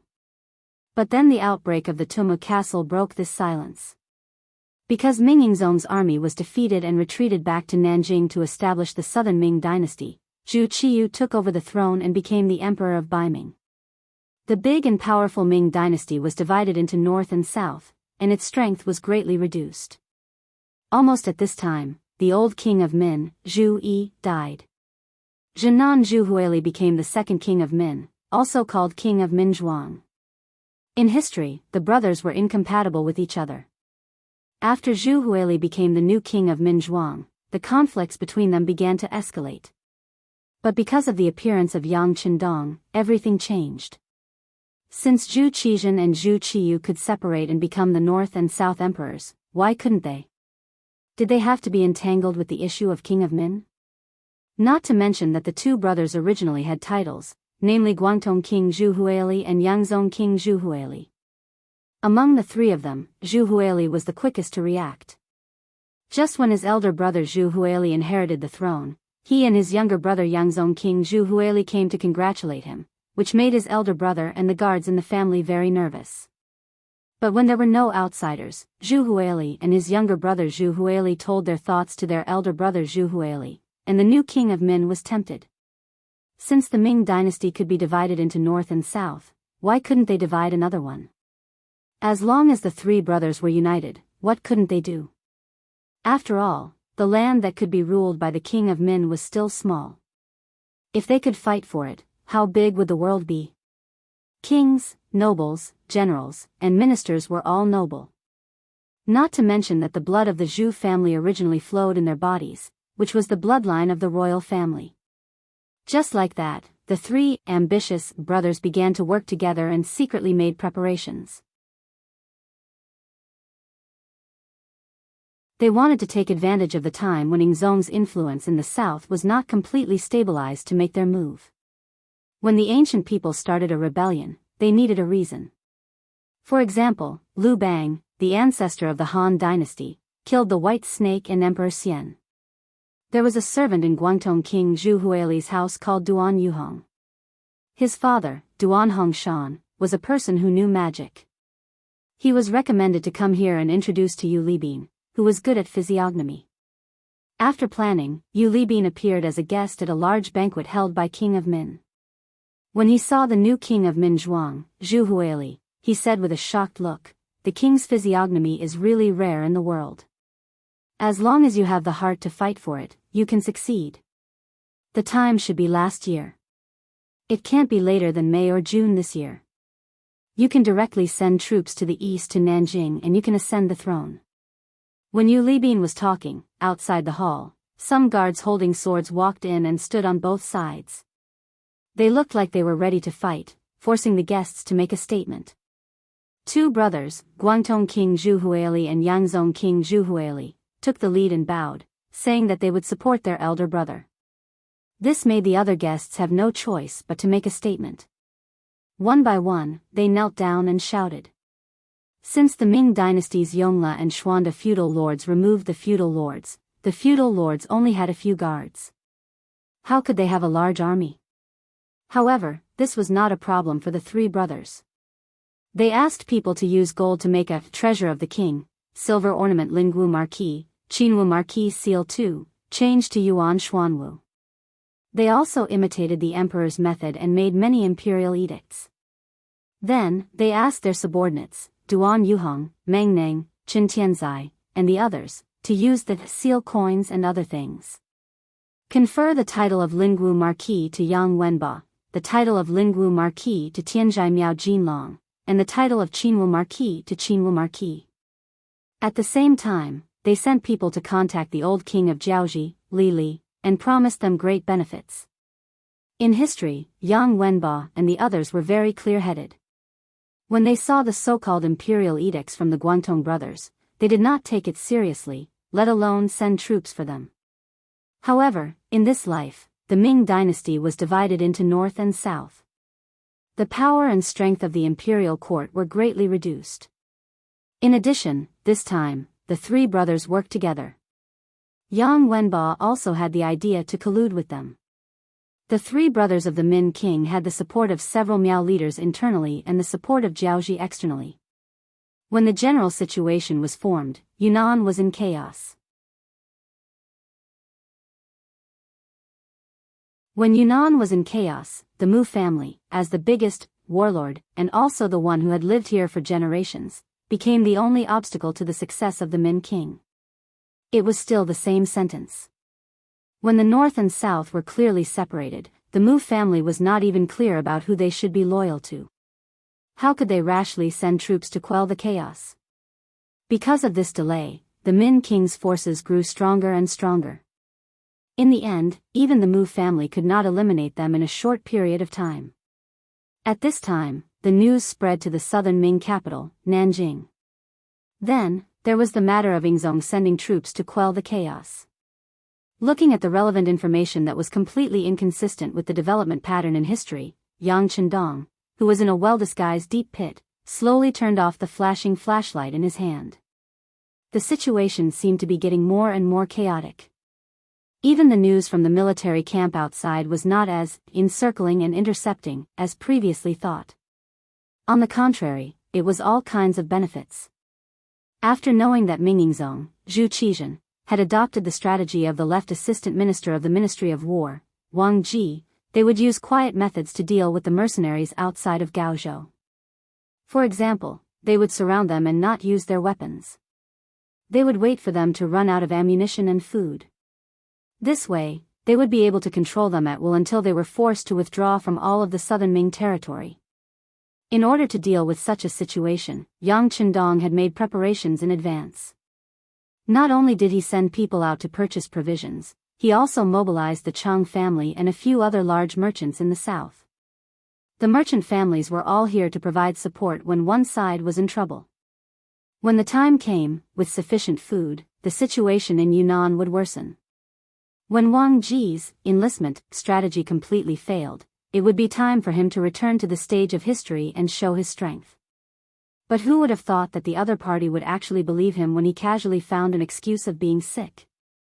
They even began to openly incite the excitement of defecting.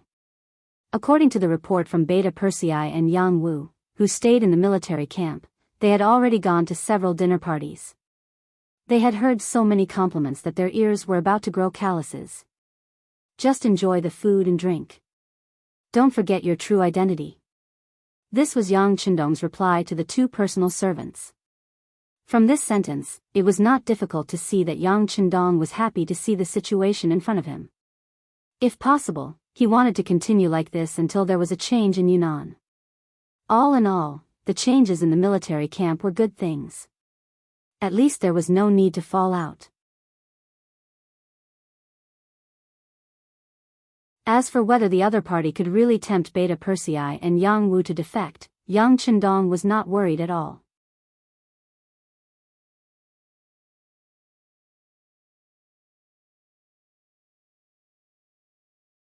Chapter 412. Both of them had been to Crimson City and had witnessed Yang Xie's strength. They had been his personal retainers for such a long time. They had a bright future ahead of them. It would be foolish of them to betray him for the sake of a dream fabricated by someone else. If that was the case, it would be better for it to happen as soon as possible. Instead of waiting for someone to grow stronger, it would be better for a disloyal person to reveal his true colors as soon as possible. Of course, Beta Persei and Yang Chendong would definitely be able to pass the test. On this point, Yang Chendong was very confident. Young master, there are people walking past us again. It seems like there are more than one squad. Should we attack? Yang Chendong lowered his head and pondered about the environment he was facing. He wondered if there was anything he had not considered and if there was a move he could take the initiative to make when Tiger's Mane's slightly agitated voice sounded in his ear. They were now in a deep pit. The top of the pit was covered with branches and leaves that could be used as camouflage. Unless one was a professional or was very close to the pit, it would be very difficult to discover such a trap. Yang Chendong had done this kind of concealment and camouflage countless times in his previous life. He was already very experienced in it. In fact, there were more than a dozen such traps in the forest. Tiger's Mane and the other 6 members of the first guard squad who followed Yang Chendong were in this pit. They were here to deal with the members of the Cold Vanguard team who passed by and eliminate them one by one. Yang Chendong's lips curled into a smile when he heard that someone had come to his pit. Good. We must eat the fat meat that is in our mouth. We must let the members of the Cold Vanguard know that the slightest bit of carelessness can cost them their lives, especially in the forest where the environment is constantly changing. Just wait and see, young master. After receiving the order to attack, Tiger's man's eyes flashed with excitement. Even though the bottom of the pit was pitch black, one could still see his eager expression. Not long after, a slight muffled groan came from outside the pit. Obviously, a one-sided slaughter was going on. Marquis Sheeping's residence. Reflected in front of him were two giant stone lions that were 4 meters tall. It was said that the most famous craftsmen in the country were invited to build them when the mansion was founded. After everything was over, the stone lion's eyes faintly emitted a deep light that could shake one's soul. Between the two stone lions, there was a tall and solemn door painted red. The door was inlaid with 7 horizontal lines and 7 vertical lines. There were a total of 49 white door nails, indicating the identity of the owner of the mansion. When he pushed open the heavy door and stepped into the courtyard, not only was it spacious, but the decorations were also exquisite and gorgeous. It could be said to be richly ornamented and splendid. It was even more luxurious than some of the great Ming dynasty's Zhou family residences. This was the Mu residence of the Marquis of Sheeping. It originated from Zhou Yuanzhang's adopted son, Mu Ying. Because of his bravery in battle, he repeatedly made contributions. In the 16th year of Hongwu, 1383, Marquis of Sheeping was enfeoffed in Yunnan and later promoted to Duke of Qian. From then on, the Mu family became the actual owner of Yunnan. Until now, the newly appointed Mu Bin took over the family's glory and mission, becoming the new Marquis of Sheeping and Duke of Qian. However, compared to the previous Marquis of Sheeping, Mu Bin not only encountered more problems, but they were also very big. For example, the current chaos caused him to be unable to sleep at night, and his food was tasteless. The reason was the 2 imperial edicts, one in the open and one in the dark. Needless to say, it was the imperial edict from the southern Ming dynasty's Zhu Qizhen, asking him to quell the chaos in Yunnan. The hidden edict was referring to the Bai Ming emperor, Zhu Qiyu. The meaning of the secret edict was for him to recognize the situation and return to the great Ming dynasty's embrace as soon as possible. As for the Yunnan matter, he could watch with folded arms. When the chaos affected the retired emperor's foundation of governance, he could work together with Bai Ming to pacify the world. Since the great Ming dynasty was divided into 2, Mu Bin was in a difficult position.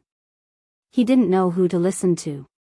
As the Mu family who had protected the Zhou family for generations, they had never had any thoughts of rebellion. This was the case from the earliest Mu Ying. Even now, Mu Bin still had the same idea. However, the matter of 2 emperors in one country was really difficult for him. Moreover, from his point of view, it seemed that every one of them was orthodox, and every one of them was not. Zhu Qizhen was originally the emperor of the great Ming dynasty. Although news of him was lost due to a crushing defeat on the battlefield, his identity as the emperor had always existed. It was not an exaggeration to say that it was orthodox. Zhu Qiyu was appointed in the face of danger.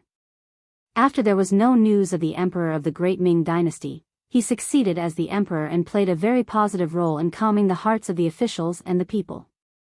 Moreover, he ascended the throne in the northern capital. There were ceremonies and laws. It could be said that it was orthodox. However, it was not. When Zhu Qizhen returned after his defeat, he should have gone directly to the capital.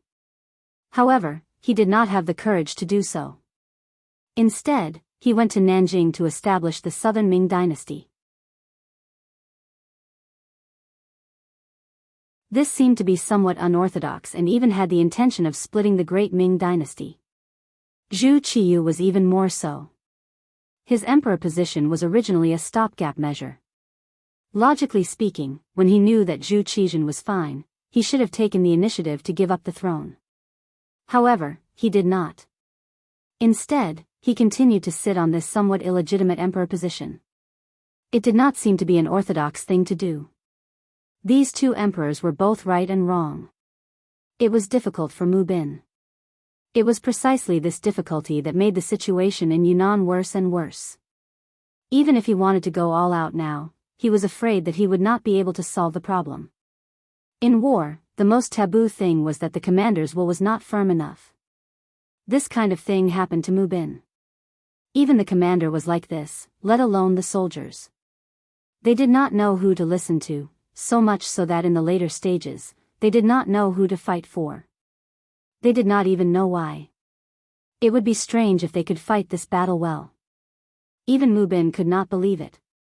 Because his will was always wavering and his will was not firm enough on the battlefield, the enemy took advantage of the loophole. Now that things had reached this stage, he could only stay in a corner and wait for changes. It was at this time that Ingzong's special envoy arrived. It was Wang Ji, the left assistant minister who acted as the minister of war. According to his suggestion to Ingzong, he was now splitting his troops into 3 ways to solve the problem. The first way was to form a marriage alliance with Jiaoji. The second way was for the Mu clan to be crowned as king. The third way was to bribe the Miao clan army with a large sum of money. The first way was long and the third way was full of danger. In the end, Wang Ji himself chose the safe and dignified second way, which was to come to the Mu clan and act as a lobbyist. In exchange for Mu Bin's position as king, the Mu clan would send troops to quell the chaos in Yunnan. Mu Bin naturally did not dare to neglect Wang Ji's arrival. Although he had a large number of troops in his hands and had a high influence in Yunnan, he had to be careful. The reason why the Mu clan could continue to this day and hold military power without being suspected by others was because they were cautious and careful. Usually, if a random 5th-rank official of the imperial court came to the Mu clan, he would personally receive him, not to mention a 3rd-rank official who was very likely to become a 2nd-rank minister. In the Mu clan's main hall, the handsome Mu Bin saw Wang Ji, who was wearing a 2nd-rank official's robe and had a humble appearance. The two sides first greeted each other politely, then they sat down and looked at each other face to face. Wang Ji was still a little unfamiliar with Mu Bin. As for his father, Mu Cheng, who had just passed away, had some dealings with him. Since they wanted to talk about things, according to the Chinese's habit, they naturally had to start with a friendly relationship. Wang Ji then talked about some of his and Mu Cheng's past. When someone talked about his father in front of him, Mu Bin naturally listened with a respectful expression. From time to time, a smile would appear on his face to show his respect. Wang Ji was very satisfied with Mu Bin's performance. As they talked, the topic was naturally related to the current situation. Back then, when old Duke Muching was still alive, Emperor Ingzong had praised him more than once. He said that old Duke Muching had a noble character, was loyal to the country, and fought bravely. He had won the emperor's heart. When he heard the news of old Duke's death, he was really sad for a few days. Now that I think about it, everything seems to have happened yesterday. How nostalgic. Many thanks for His Majesty's love for father. If father knew in the underworld, he would be happy and comforted. Mu Bin stood up and cupped his fists toward the south to show his respect. Mu Marquis is too polite. Not only is His Majesty very respectful to old Duke, but he also values Mu Marquis very much. He has told this subject more than once that although Mu Marquis is young, you do have the demeanor of old Duke. Moreover, you are young and strong, so you should be able to create more achievements comparable to your ancestors. It is because of this that His Majesty has decided to abolish the policy of not being able to confer the title of king. Mu Bin, please accept the imperial edict. As he spoke, Wang Ji's expression became extremely solemn.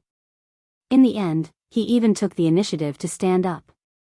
Unknowingly, a golden imperial edict with a dragon pattern on the back appeared in his hand.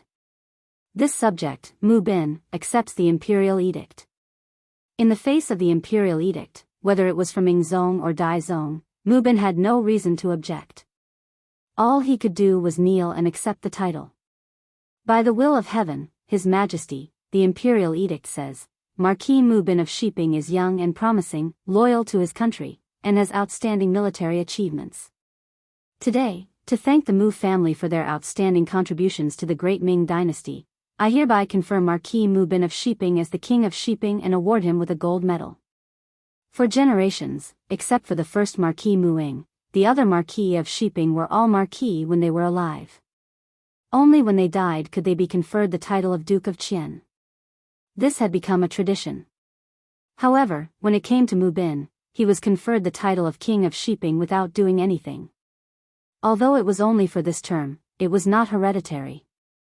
It was not an exaggeration to say that this action brought honor to his ancestors.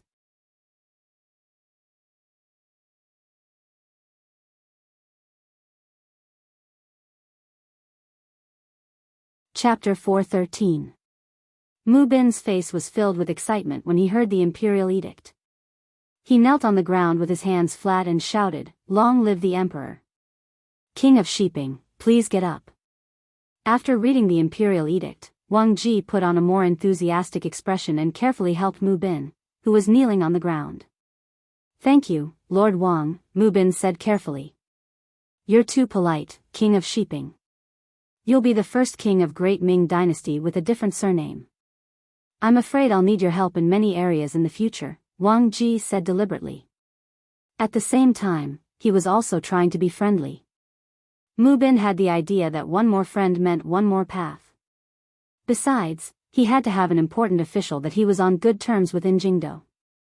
Only then could information flow smoothly and make better and more correct decisions on certain matters. Now that he felt Wang Ji's enthusiasm, he replied politely, "You're too polite, Lord Wang. In fact, Marquis. I've always respected you, Lord Wang." Changing the title from Marquis to King meant that Mu Bin had accepted the title. Wang Ji, who was reading the imperial edict, could not help but heave a sigh of relief. He was worried that Mu Bin would not accept the imperial edict. If that was the case, it would be even more difficult to count on him to help in the Yunnan matter. Fortunately, Mu Bin accepted the edict gladly. Then, everything could be discussed. "Well said, well said. We'll help each other in the future." Haha. Wang Ji smiled and took the opportunity to grab Mu Bin's arm. Then, the two of them looked at each other and smiled. Then, they burst out laughing. Their relationship became much closer in an instant with this smile. When they talked later, they had fewer scruples. Taking this opportunity, Wang Ji finally told Mu Bin about his edict, including some analysis of Mu Bin's situation. "King of Shiping, to tell you the truth, I'm the one who proposed to be conferred the title of king. The reason why I did this is because you didn't show much enthusiasm in the matter of Yunnan, which has already disappointed His Majesty." Wang Ji spoke in a sincere and heartfelt manner. He even intentionally sighed. "Ah. Things aren't like that. I do have some misgivings about the Yunnan matter, but overall, I still did my best." When Mu Bin heard that his actions had caused Ding Zong to be dissatisfied, his face was filled with fear as he tried to explain himself. Looking at Mu Bin's reaction, Wang Ji laughed in his heart. As expected, Mu Bin had his concerns. However, on the surface, he still analyzed the situation seriously. "King of Shiping, you don't have to say much. I can guess what you're worried about and who's behind it. Forgive me for saying something disrespectful, but you've made the wrong choice." "Wrong?" Mu Bin asked doubtfully.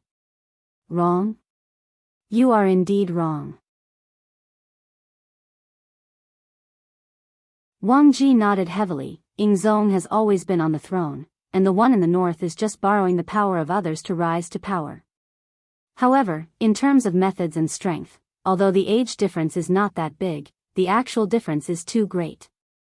For example, there were many old officials in the north who were still contacting the emperor, expressing that they had no choice but to lower their heads due to the circumstances.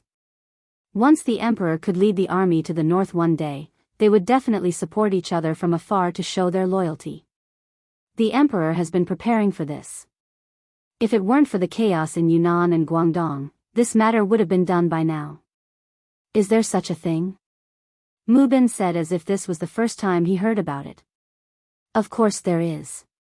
To tell you the truth, those people who are secretly contacting the emperor are all people with great power and military power. If it's possible, I'm afraid that once the emperor starts a rebellion, the one in the north will be captured without putting up a fight. I'm afraid that there won't be many soldiers left. Think about it, the emperor has been the emperor in the north for more than 10 years. How could he not arrange for people to be there? The emperor's methods are not something that we can guess or see through.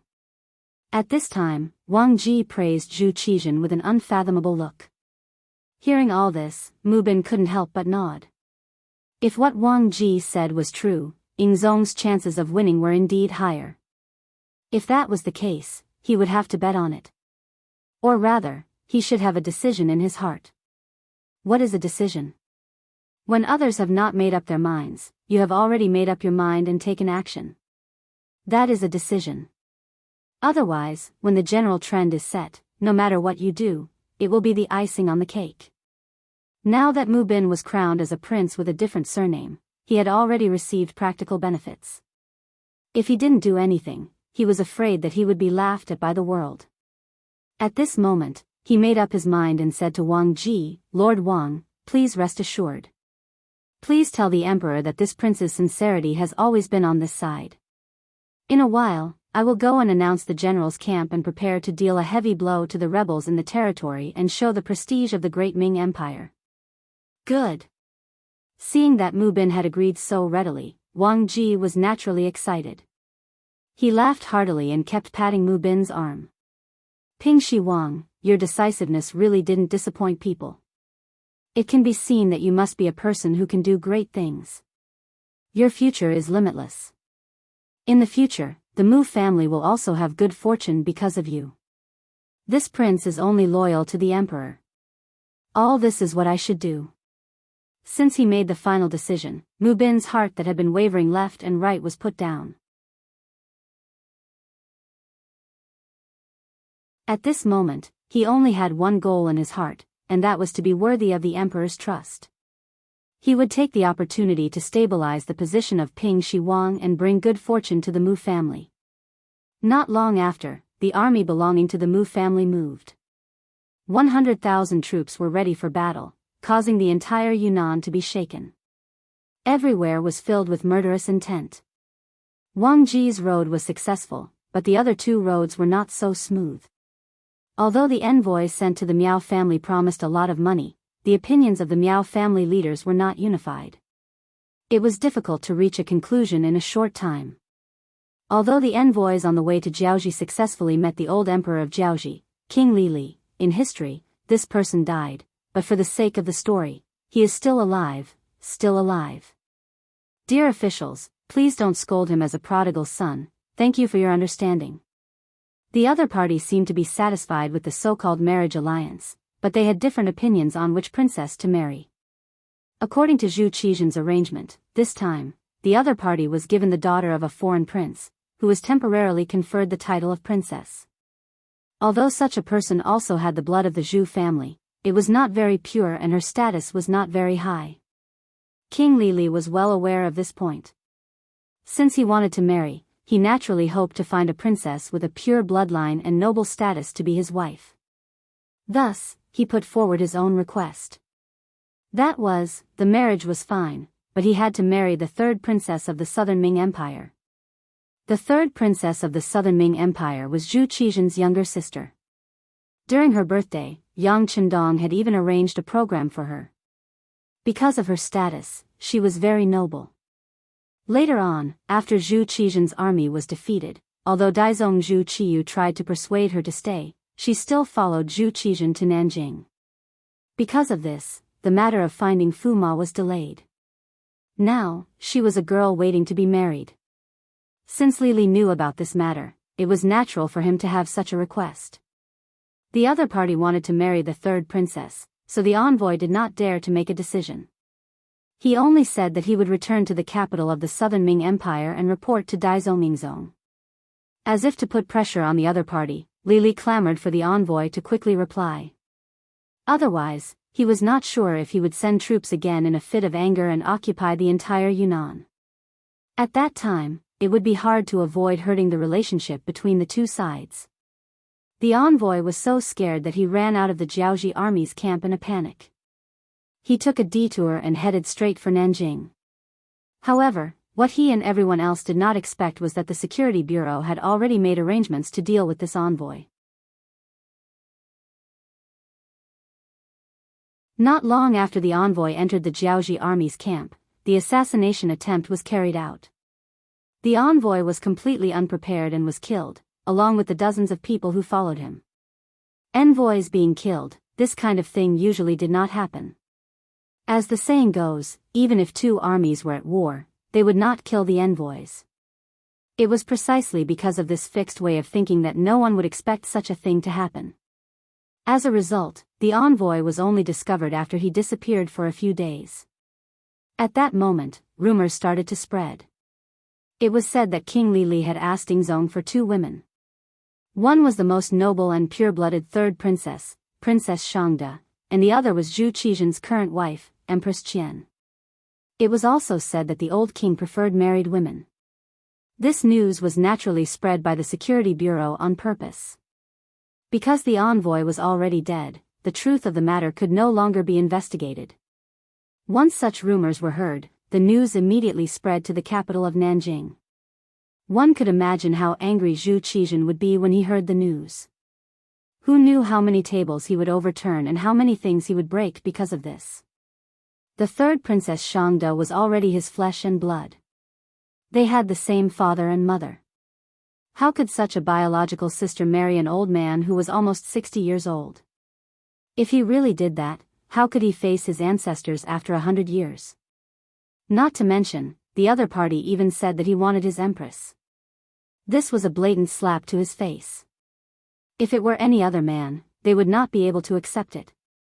Although it was popular in some places to send women to do errands, especially in Japan, this kind of thing could be said to be common. However, Lady Qian was the empress of a country. Similarly, she represented the face of a country. If Zhu Qizhen really did that, he would not need to do anything else. The whole world would look down on him. Then, where would his imperial power be? Where would his dignity be? In his anger, Zhu Qizhen unleashed a thunderous rage in the imperial court. I order Governor Wang Lai of Huguang, Administrative Secretary Yang Xinmin of Yunnan, and Governor Tongji Dongxing to immediately mobilize the army and attack Jiaoji together with King Shiping. I want him to pay the price for his arrogance and ignorance. Pay the price. The emperor was furious. Immediately, a eunuch went down to pass down the decree. However, all the officials in the imperial court knew that if Jiaoji was so easy to destroy, it would have been destroyed long ago. There would not have been Xuanzong Zhu Zhangji's abandonment back then.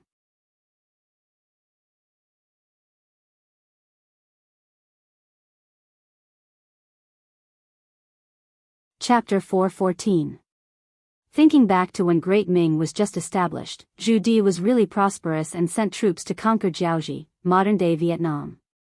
At that time, the one leading the troops was the late Duke Ying, Jianghu.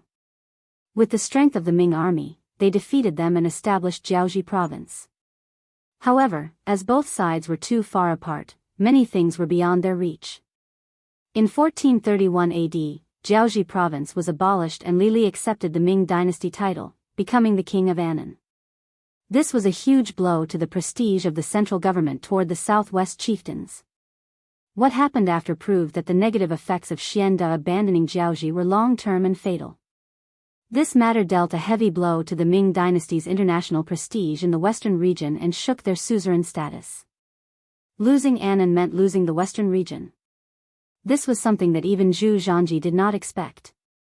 Since then, Annan had been harassing the border and invading the land. Finally, there was today's humiliation. Zhu Qizhen was still angry as he left court. Beside him was eunuch Qiao Jixiang, who looked like he wanted to say something. Qiao Jixiang, what's the matter? Noticing the change in Qiao Jixiang, Zhu Qizhen stopped and asked with a frown. Even if I die 1,000 times, I will not say anything. However, I am afraid that I will make the emperor angry. When Qiao Jixiang heard Zhu Qizhen's question, he knelt on the ground, his face filled with fear. As long as it is for the good of the country and for me, Qiao Jixiang can just say it directly. I can forgive you. Zhu Qizhen had a good impression of this eunuch who seemed to be loyal and devoted to him. At least this eunuch was wholeheartedly loyal to him and did things wholeheartedly for him. He was much better than some officials who only knew how to fight for power and profit. He was also more reassuring.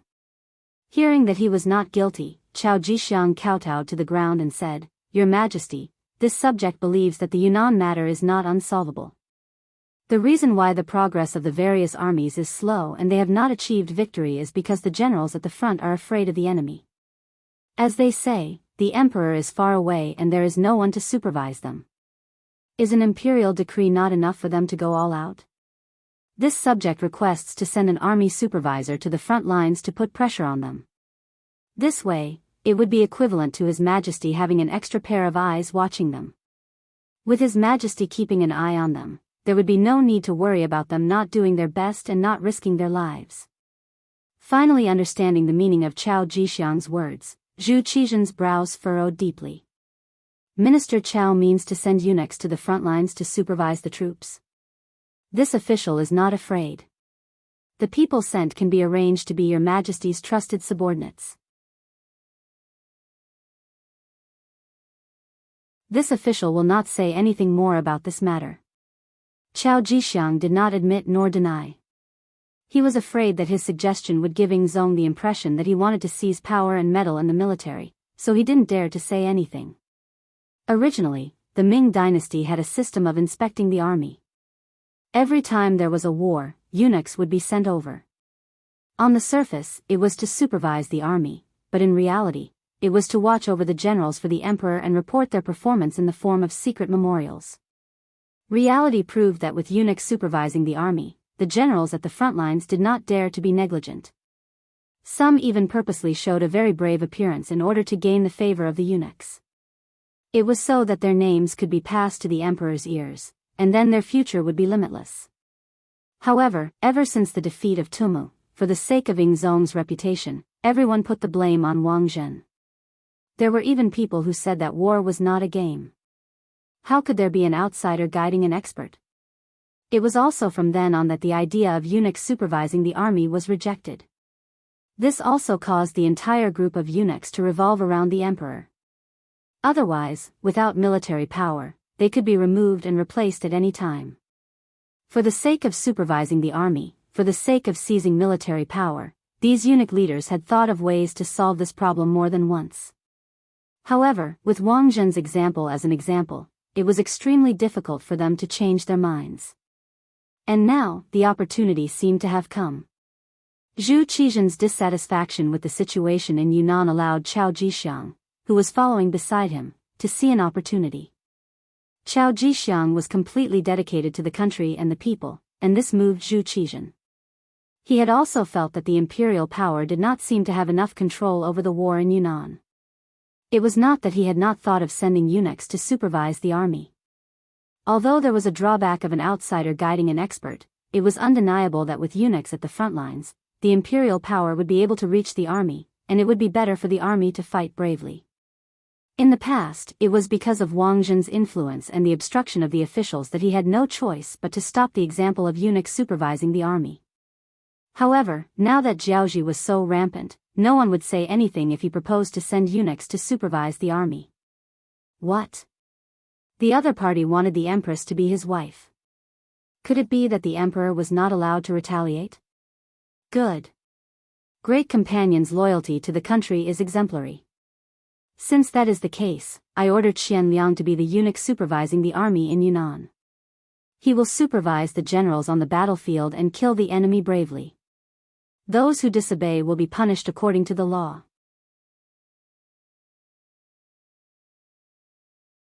Zhu Qizhen finally opened his mouth and personally mentioned Qian Liang's name. Chao Jixiang was not surprised by this and kowtowed to the ground again. Your Majesty is wise. Long live the emperor. Who was Qian Liang? He was the nephew of the great eunuch, Qian Sengbao. Qian Sengbao recalled that when he was outside the Yang family in Baiming, he was someone who had wrestled with Jining. He was also an old official of Yingzong. Later, he followed the other officials to Nanjing. However, due to Wang Zhen's influence, he had been very low-key recently. Lying low was equivalent to waiting for an opportunity.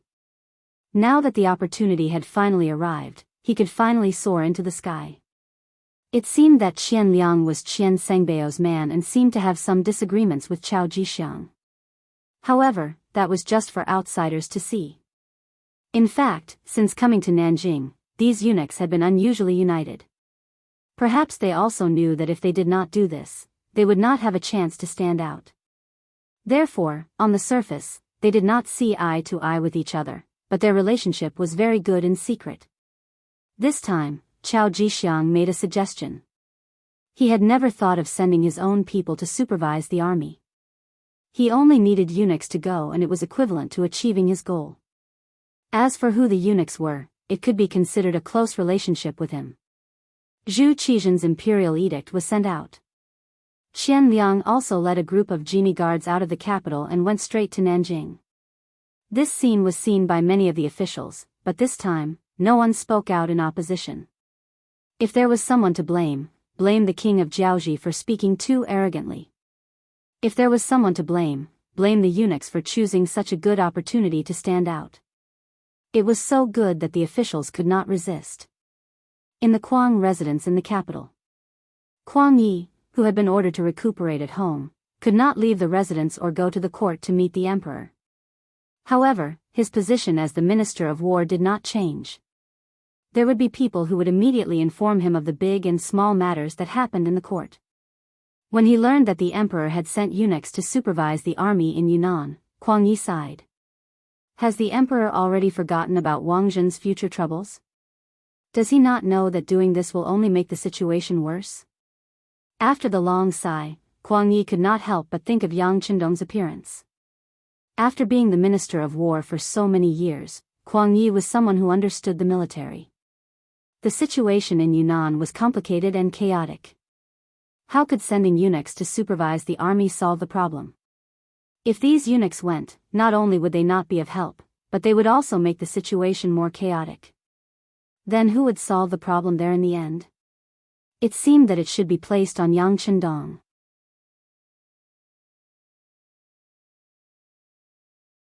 As for how to deal with Yang Qindong, it was only after Kuang Yi returned to his residence that the imperial court made the decision. It was like the birds were gone, and the bough was hidden. However, the problem was that there were still birds, and there were many of them. He did not understand why Emperor Yingzong was so anxious to hide Yang Qindong. However, now that it had become a reality, what he needed to do was to change the result, and not to find out the reason. Come, get the brush, paper, and inkstone. I want to write a letter to Guaning. Cheili, the temporary location of the Min prince's residence. Cheili was the Cheili Xian Sea, located in the southeast suburb of Jinghong City, Yunnan. This was the place chosen by the Min prince before he announced his independence. Because of the complicated terrain and the fact that it was far from the central plains, it was chosen as the new place to rise. This was the place where the Min Zhuang was originally the king of foreign affairs. At this time, it was heavily guarded both inside and outside. Men with swords and spears could be seen everywhere to ensure that without the red flag, even a fly could not fly into the courtyard. However, in such a heavily guarded place, a young master in his 20s, wearing a soft gauze tang headscarf, wearing a purple embroidered robe, holding a white paper folding fan in his hand, with a slender body and a jade-like face. He walked gracefully, smiling before speaking, with an elegant and noble temperament, as if he was taking a stroll in a courtyard. From time to time, he would look around, as if he was looking for the beautiful scenery in the courtyard. All the guards acted as if they did not see this young master's appearance. No matter where his gaze fell, it was as if it was a matter of course. Young Master Yao, why did you come here? We have been looking for you for a long time. Two anxious maids came to the front of the young master, panting as they spoke, as if they were complaining about something. Thank you for your hard work. Is the princess looking for me? There was a faint smile on the young master's face. Just this smile alone gave people the feeling of being bathed in the spring breeze. Yes, the princess has prepared a new song. She is just waiting for young Master Yao to appreciate it together. The two maids kept nodding. After saying this, they pulled the young man's arms and walked straight to another courtyard. This young Master Yao still maintained a smile on his face and allowed the two girls to pull and pull him. However, deep in the corner of his eyes, there was a faint killing intent. He was currently memorizing every scene in the courtyard, including how many guards there were, where they were distributed, and so on.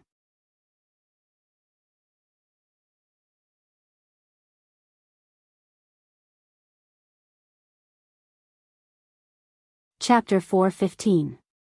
Young Master Yao's surname was Yao and his given name was Ingjun. As a matter of fact, he was as handsome as his name suggested. His appearance belonged to the sunny and energetic type of man. In modern terms, he was the type of fresh meat. He had big eyes and a fair complexion. Many women's complexions were far inferior to his. When such a man appeared, he would often receive the attention of those women. However, what everyone did not know was that Yao Ingjun had another identity. He was the ace spy of the Yangxia Security Bureau. This time, he came to King Min's territory to infiltrate the enemy's territory and obtain inside information. However, he did not expect that the moment he appeared in the Chirizi Bureau, King Min's sister, Zhu Lian, fell in love with him at first sight because of his extraordinary charm and temperament. This woman, who was given the title of Forever Victory Group Leader, fell in love with him at first sight. Thus, she invited Yao Ingjun to her home. Naturally, Yao Ingjun was eager to see this happen. In this way, he would become a frequent visitor to the prince's mansion, so much so that all the guards here knew him. In addition, Princess Yongxing had previously instructed everyone to be as polite to young Master Yao as they were to her. Thus, she could walk around the mansion at any time without any restrictions. As Yao Ingjun followed the two maidservants to Princess Yongxing's courtyard, he said politely and casually, "It's strange. Why is the courtyard so quiet today? Young Master Yao, you don't know.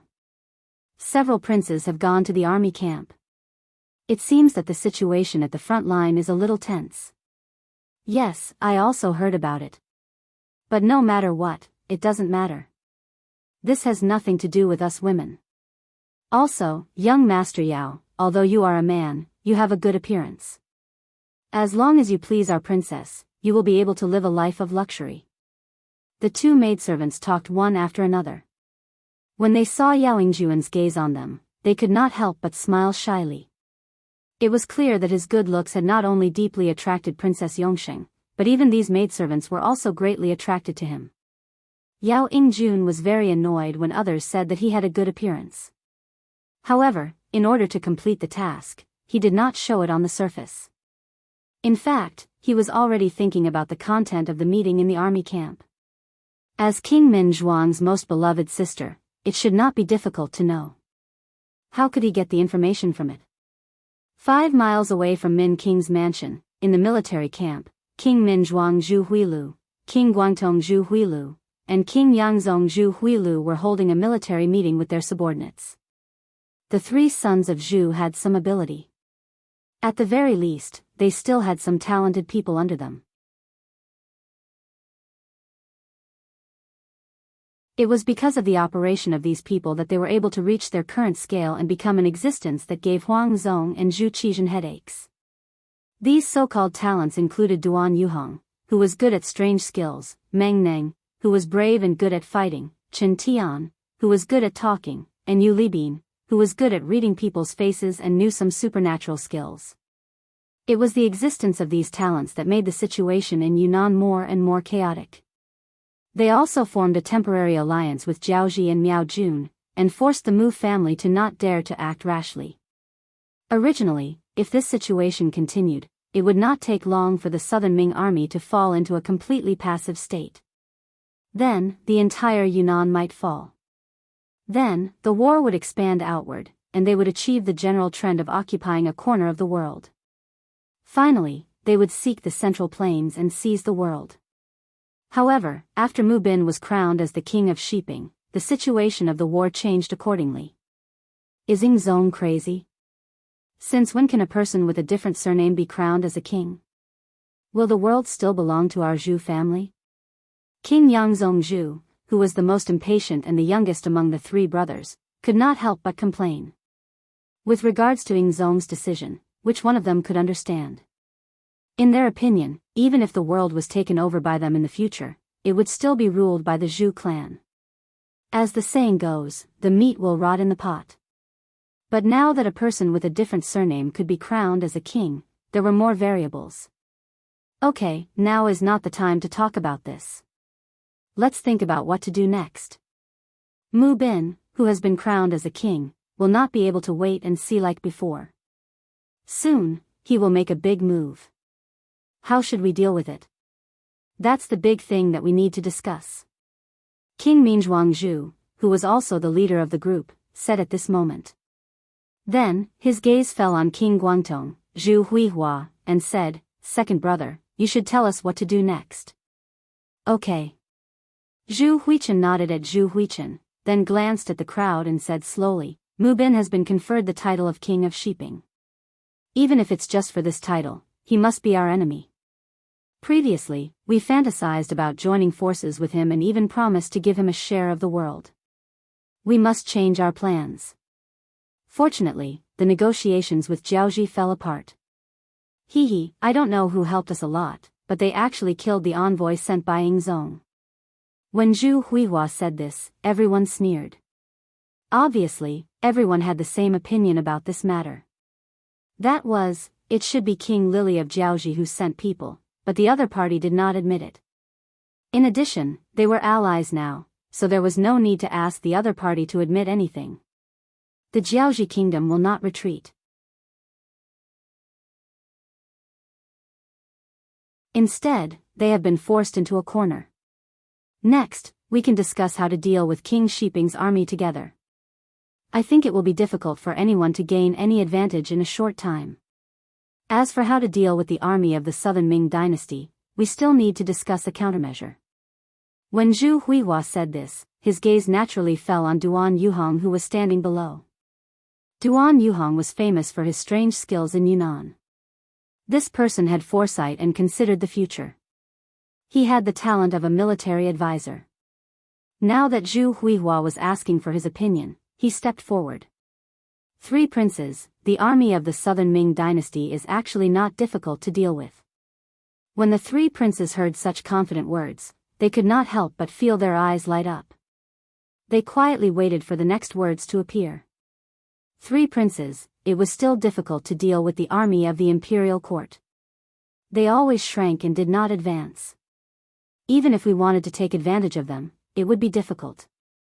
However, it is different now. The Southern Ming Emperor has sent a eunuch to supervise the army.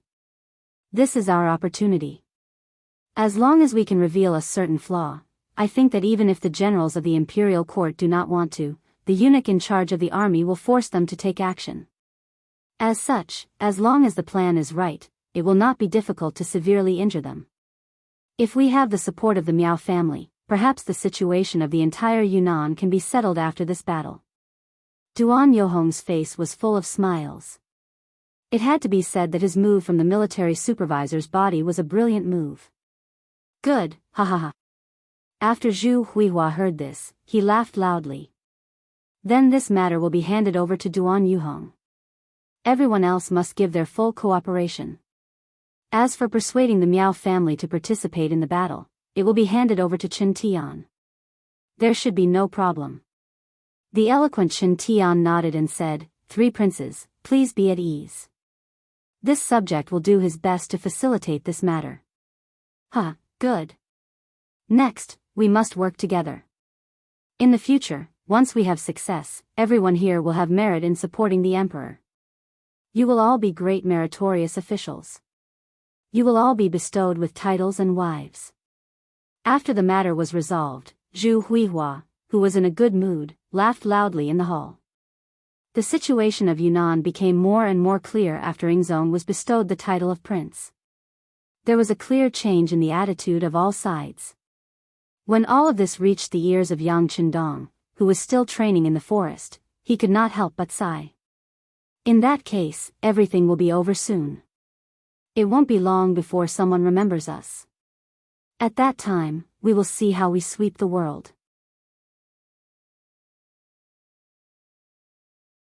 Saying such bold words was not only because of Yang Qindong's confidence in the Yang family army, but also because he saw the weakness of his opponent.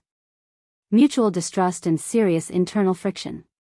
How could all of this be compared to the Yang faction, which was developing at a high speed and was united as one?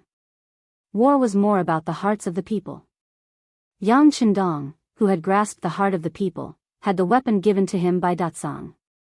What else could he be afraid of? As Yang Qindong waited, Shiping Wang Mubin made the first move. Different from the previous probing attacks, this time, Mubin personally led 30,000 vanguard troops and headed straight for Kelisai. However, halfway there, they were intercepted by the Jiaoji army and the army gathered by the three brothers of King Min. According to the previously discussed plan, Shiping Wang sent out his troops, followed by the southern Ming army in Yunnan. They were led by Dong Xing, who led 80,000 troops and headed straight for Kelisai. Perhaps it was because the king of Min's army had gone to stop the king of Shiping's army, so they made rapid progress. They had originally planned to take 7 days to reach the Cheli agency, but they had already covered 3/4 of the distance on the third day. Dong Xing, who led the troops, thought that King Min's army was not strong enough and underestimated the enemy. Coupled with the constant urging of the military supervisor, Qian Liang, out of pride, he did not care that the middle and rear troops were still on their way. He did not care about the drawbacks of lengthening the battle line and led 20,000 vanguard troops straight to Kelisai. However, just as they were about to reach Kelisai, 100,000 Miao troops suddenly appeared, together with 50,000 King Min's troops. With so many enemies appearing like landslides and tsunamis, they rushed into the army of the southern Ming Empire. It was as if a river had flooded the land, drowning the 20,000-strong army. Not only that, even the military governor, Dong Xing, was killed in the chaos.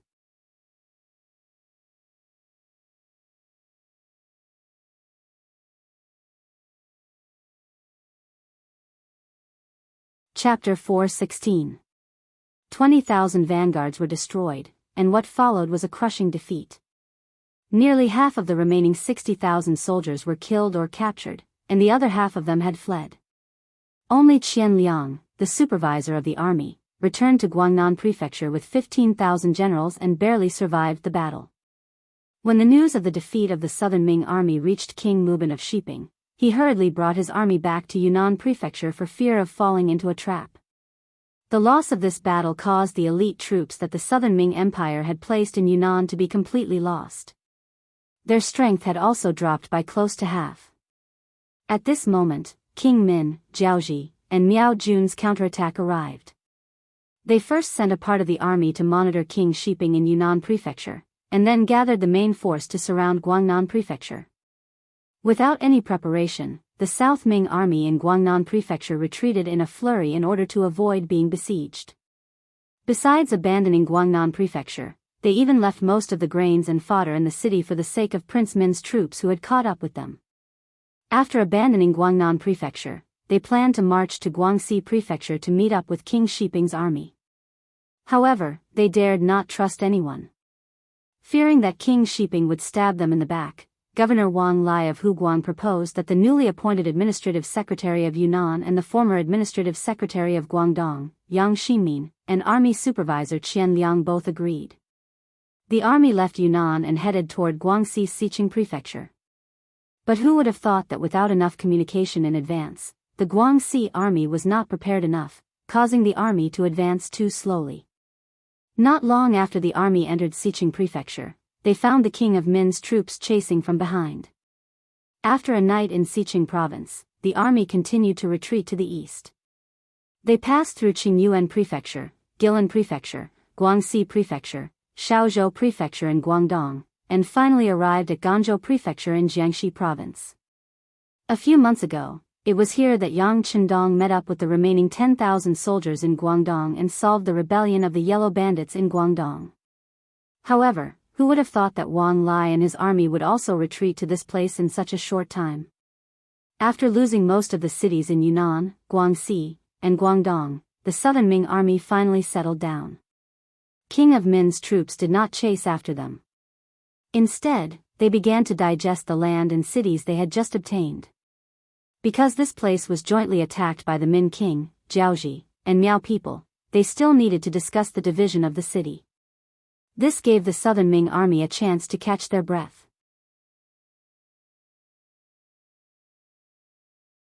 But at the same time, it had to be said that after most of the three provinces were occupied, the three armies formed by the Min King's faction also revealed their true nature. They burned, killed, and pillaged everywhere. For a time, the people of the three provinces had no way to make a living. Many big families were robbed. Many people were displaced. They did not have clothes to wear and food to fill their stomachs. The news of the army's defeat spread like a gust of wind to the capital of the Southern Ming dynasty. When Zhu Qizhen, who was in the main hall of the palace, heard the news, he fainted on the spot. Not long after, important officials and generals came to the palace. To everyone's surprise, the Minister of War, Kuang Yi, who had been ordered to recuperate at home a while ago, was also present. Kuang Yi stood in the imperial court without the slightest hint of illness, but his ashen face told everyone that he was in an extremely bad mood. It was not just Kuang Yi. There was probably no one in the imperial court who was in a good mood. 1/3 of these officials were important officials in the capital of the Northern Ming dynasty. They had come to Nanjing because they trusted Zhu Qizhen. They had originally thought that they would first establish the Southern Ming dynasty with Yingzong. Then, after working hard, they would counterattack Baiming and unify the Great Ming dynasty. At that time, they would all have the merit of supporting the emperor, and it would not be impossible for them to be recorded in the annals of history. Who would have thought that two seemingly insignificant civil conflicts in the south would lead to such a consequence? The Southern Ming Empire had lost 3 provinces in a row. If it wasn't contained, it wouldn't be long before the entire Southern Ming Empire would cease to exist. At that time, let alone returning to the capital, it would be hard to say whether or not they would be able to keep their lives. The sudden turn of events and the terrible situation left everyone speechless. The civil and military officials arrived one after another. Then, they all imitated Kuang Ye's gloomy expression, looking very unsightly. The officials were silent, which was a rare occurrence. The head eunuch, Chao Jixiang, broke the silence with his horsetail whisk. The moment he appeared, the commotion attracted everyone's attention. Chao Jixiang's expression was also not good. He first swept his gaze across the officials, and when he saw that everyone was present, he sighed in relief and said, "The emperor has decreed that Kuang Yi, Wang Zhua, Chen Sun, Shao Xian, and Shang Lu are to wait in the inner hall." This official obeys. Kuang Yi and the other 4 hurriedly bowed and cupped their fists. Then, they followed behind Chao Jixiang and left the throne room. When the 5 of them left, the other officials looked at each other. For a moment, they did not know whether to leave or not. Some of the officials looked at the Minister of Rights, Lu De, and the Minister of Works, Jianghu. Of the 6 ministers, only the 2 of them were left behind. It was inevitable that they would be looked at. In particular, the Minister of Rights, Lu De, left behind many doubtful gazes. Jiang Yuan was the Minister of Works. He could not play a big role in the war. At most, he could supervise the forging of weapons. However, it was said that he had already forged many usable weapons a while ago. They could be used by the army at any time. As a result, the effect he could play was very small. Lu De was different. He was the Minister of Rights. War was not as simple as fighting. There were more negotiations and public opinion. These were all done by the Ministry of Rights. But now, he was indeed left here. Thinking back to the fact that it was because of his advice that Minister Kuang Yi had to return home to recuperate, which led to the defeat of the war, everyone couldn't help but look at him with many more question marks. Lu De naturally felt this. He also knew that the emperor needed to find a scapegoat for the defeat of the front line. Although it might not be him, the appropriate punishment was always needed. The fact that he did not wait for the emperor's arrival was a clear proof. However, even though he knew this, Lu De still stood there without showing the slightest trace of fear. He knew these courtiers too well. Once you were in power, you could say all kinds of sweet words, even mushy ones, out of your mouth. On the other hand, once you've lost your power, you'll be able to say all sorts of nasty things. In the main hall, Lu De, who was standing there, was suffering. Inside the hall, Zhu Qizhen, who had returned to normal, was sitting on the golden dragon throne. Apart from his face being a bit pale, there was nothing wrong with him. Seeing the 5 officials in front of him, Zhu Qizhen pointed at the table and said, "Dear officials, please sit down." "Thank you, Your Majesty. We are guilty, and we do not dare to sit." The 5 ministers looked at each other, shook their heads, and said that they were guilty. Often, the more polite the emperor was to you, the more it meant that it was not a good thing. They had seen this many times. Naturally, they did not dare to casually sit down. What are you guilty of?" "The guilty ones are the generals at the front lines. It has nothing to do with you. Sit down. Minister Kuang, you're the oldest here, and your health hasn't been good for a while, so you should take the lead and sit down." "Oh right, is your body all right now?" Zhu Qizhen tried his best to express his concern for Kuang Yi and the others. "Thank you for your concern, Your Majesty. This official's body is fine," Kuang Yi said with a face full of gratitude. Good. It's good that you are fine. We cannot lack capable officials like you by our side. That's right, all of you should sit down. After a round of sentimentality, the other officials also looked for their seats and sat down one by one with expressions of gratitude on their faces. After everyone was seated, Zhu Qizhen let out a long sigh and said, "Dear officials, I'm sure you all know about the defeat of the front lines. It was all Wang Ji's rotten idea that caused us to make a mistake in our strategy. Also, the generals at the front lines were afraid of death, resulting in the current situation. We truly regret it." After a series of self-criticism, Zhu Qizhen shook his head with a look of regret. Then, he nodded to Chao Jixiang who was standing to the side. "Yes." Chao Jixiang hurriedly replied. He then took out the golden back of the imperial edict and read it aloud. "By the will of the heavens, Your Majesty, the left assistant minister of the Ministry of War, Wang Ji, retreated in fear of the enemy. He is to be immediately removed from his position and brought back to the capital to be imprisoned. The embroidered uniform guard, Qian Liang, is to be demoted to a baihu of the embroidered uniform guard. He is to be punished with half a year's salary. The governor of Huguang, Yang Xinmin, and the other officials are to be punished with a year's salary. They are to be demoted by half a rank and remain in the army." In the imperial edict, all the generals and officials of Yunnan were punished. This was especially true for Wang Ji. He had only been in Yunnan for less than a month, and he had gone from being in the limelight to being a prisoner. The situation had changed so quickly that it made people sigh at the unpredictability of heaven's might and the difficulty of being an official. After punishing all the officials, especially the left assistant minister of the Ministry of War, it was the same as putting an end to the failure of the war. Next, it was time to talk about the current situation. "Dear officials, the traitor Zhu Huiqiang and the others have already caused chaos in Yunnan, Guangxi, and Guangdong. They will soon reach Jiangxi. What advice do you have for us?" Zhu Qizhen's hopeful gaze fell on the 5 old officials. His face was filled with anticipation. What followed next was a period of silence in the inner hall. The Southern Ming Empire did not have a large army to begin with. Last time, when Kuang Yi was inspecting the guard stations, he discovered that there were some people who were not paid. As a result, the guards were not at full strength. At that time, the rough estimate was that there were less than 1 million people. You're tuning into the Biyao's Wuxia Chronicles YouTube channel. Don't forget to subscribe and join us on this journey to catch the most captivating stories.